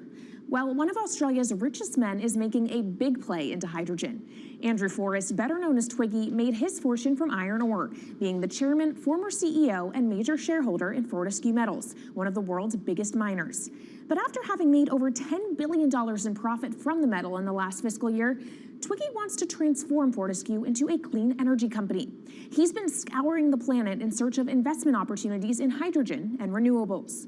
The firm plans to allocate up to 10% of its annual profits for green energy investments and is exploring projects across the globe, from Indonesia to Argentina. Francine Lacqua caught up with Twiggy Forrest. There's only one type of clean hydrogen, all the rest is dirty. Yeah. That is green. If you just say green hydrogen is clean, the rest is dirty, then you've actually nailed it. And, you know, anyone else who produces any other rubbish, any other argument, just look them in the eye and say, why is global warming accelerating if anything you're saying is true? And then you'll know, actually, it's greenwashing. Yeah, but there's a lot of greenwashing because I keep on being told it's a transition. We can't just, make the transition at a click of a finger. So what are we doing wrong? What can we do better? I don't remember the personal computer having to transition the typewriter. I really don't remember that. I don't remember the smartphone having to transition the pocket calculator and the old landline. You know, its transition line is complete rubbish. The lie got put to it 2 days ago when JCB, a really loved British company, every right for the country to be part of JCB, and Fortescue, holding a bit of a similar reputation, fantastic track record, everyone's done super well from Fortescue, huge balance sheet, super strong. When those two companies got together and agreed a $79 billion US agreement per annum, right, then that's a real wake-up call to say, hang on, green hydrogen is obviously commercial now. You know, every other form of fossil fuel hydrogen, you know, it can compete with it on price, it can probably lose on price, but what we know, it is cooking the planet. And only green hydrogen zero methane, zero carbon in the supply chain. Don't worry about the molecules in the supply chain. But at the moment, we're not even phasing out coal, if you look at the G20 communique. So we have a long way to go to talk about only using green hydrogen. Yeah, so look, I have a call, which I'd like to make now, that the world should not fund any more coal-fired power stations, coal mining projects, ever. We should wind them down as quickly as possible because they are cooking the planet just like grey and blue hydrogen is cooking the planet. Yeah. You know, hydrogen, which is not made from renewable electricity, is releasing 10 to 16 times more carbon, let alone the methane, which is worse, than it is hydrogen. So we've just got to stop doing things which are self-harming under the guise of greenwashing. So why are leaders so slow? Even if you look at the appetite for ESG investments, they're growing exponentially, so are emissions. So where are we allocating capital? Okay, so take the recent G20. There's probably a reason why there wasn't strong action coming out of the G20 because people were not aware that major transactions between large companies were taking place now on green hydrogen, that actually this pollution-free all the way to the supply chain fuel was now being transacted at multi-billion-dollar scale. If they'd known that, I don't believe any sovereign leader or any energy minister or climate change minister could not take ultra seriously that green hydrogen is now here to stay. It's broken through. History has been made. It will never go back. Okay, what is the one thing that you would tell leaders today and business leaders? How do we transition faster than what we are now because we're at real risk of missing our targets? Oh, so that's really simple. You stop funding, you stop subsidizing, you stop using money into fossil fuels. It could be carbon sequestration, it could be fuel rebates, could be anything. Hundreds of billions of dollars getting ashed while we ash the planet on fossil fuel subsidies. Because we haven't had that renewable electricity, we haven't had that green hydrogen, we've kind of been pushed down. It's all sorts of excuses. Oh, it'll never be commercial. It'll never be supplied in the quantities we need it. You know, blah, blah, blah. Now we know, let's take action. It's practical. It's implementable. Let's do it now. Okay, if we do it now, is there going to be a shock to the energy system? Is there going to be a shock actually to economically? And is it worth, not talking about transition, just going from A to B? Yeah, it's a fantastic question. A to B is the solution. Let fossil fuels do what fossil fuels do. Just burn their coal, burn their oil, burn the gas. At least they're pumping up carbon and methane into the atmosphere honestly. Well, not that honest because they don't measure methane, which is 90 times worse than carbon. But at least the carbon is being done honestly. Encourage the green hydrogen sector to come in really fast. Okay, it's there. There's renewable power all over the world. We now know how to make electrolyzers much cheaper, like 25% of the original cost. We know how to do that now. We don't have an excuse to get into it. Does it need to be cheaper than oil and fossil fuel for it to be viable worldwide? Well, right now it is. Okay, so let's just swallow that bit of financial data. Right now it is cheaper, and it's getting more cheap. It's the only fuel you know of which is declining in value. You don't have enough of it, right, to power the world. Yes. That's only because we haven't had policies to support it. If we had policies to support it 5-10 years ago, it would be everywhere. You'd see the global warming budget start to come down. Now, we've got 5 or 10 years to make a huge difference. I need policy leaders all over the world to appreciate now, okay, big business is transacting with green hydrogen in multi-billion-dollar agreements. We now know it's here and it's here to stay. Let's spread it everywhere. Coming up on the program, the hydrogen revolution. We'll speak with the CEO of Italian utility firm Snam about his new book and why he thinks green hydrogen will be competitive in just 5 years. Plus, how are airlines working to become more sustainable? We'll look at how Airbus plans to step up in the climate fight. This is Bloomberg Green.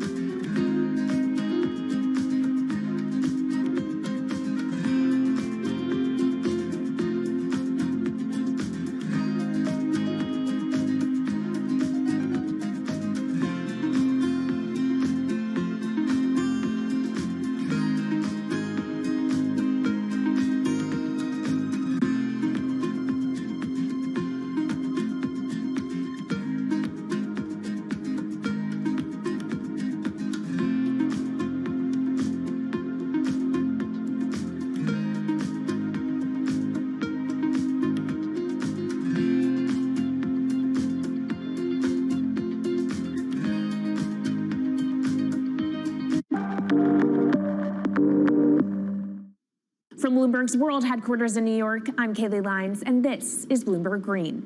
What will the world look like in 2050? Will global temperatures have stabilized, electric vehicles be abundant, and solar and wind power homes around the world? According to Marco Alvera, the CEO of Italian energy company Snam, that vision of the future could be a reality.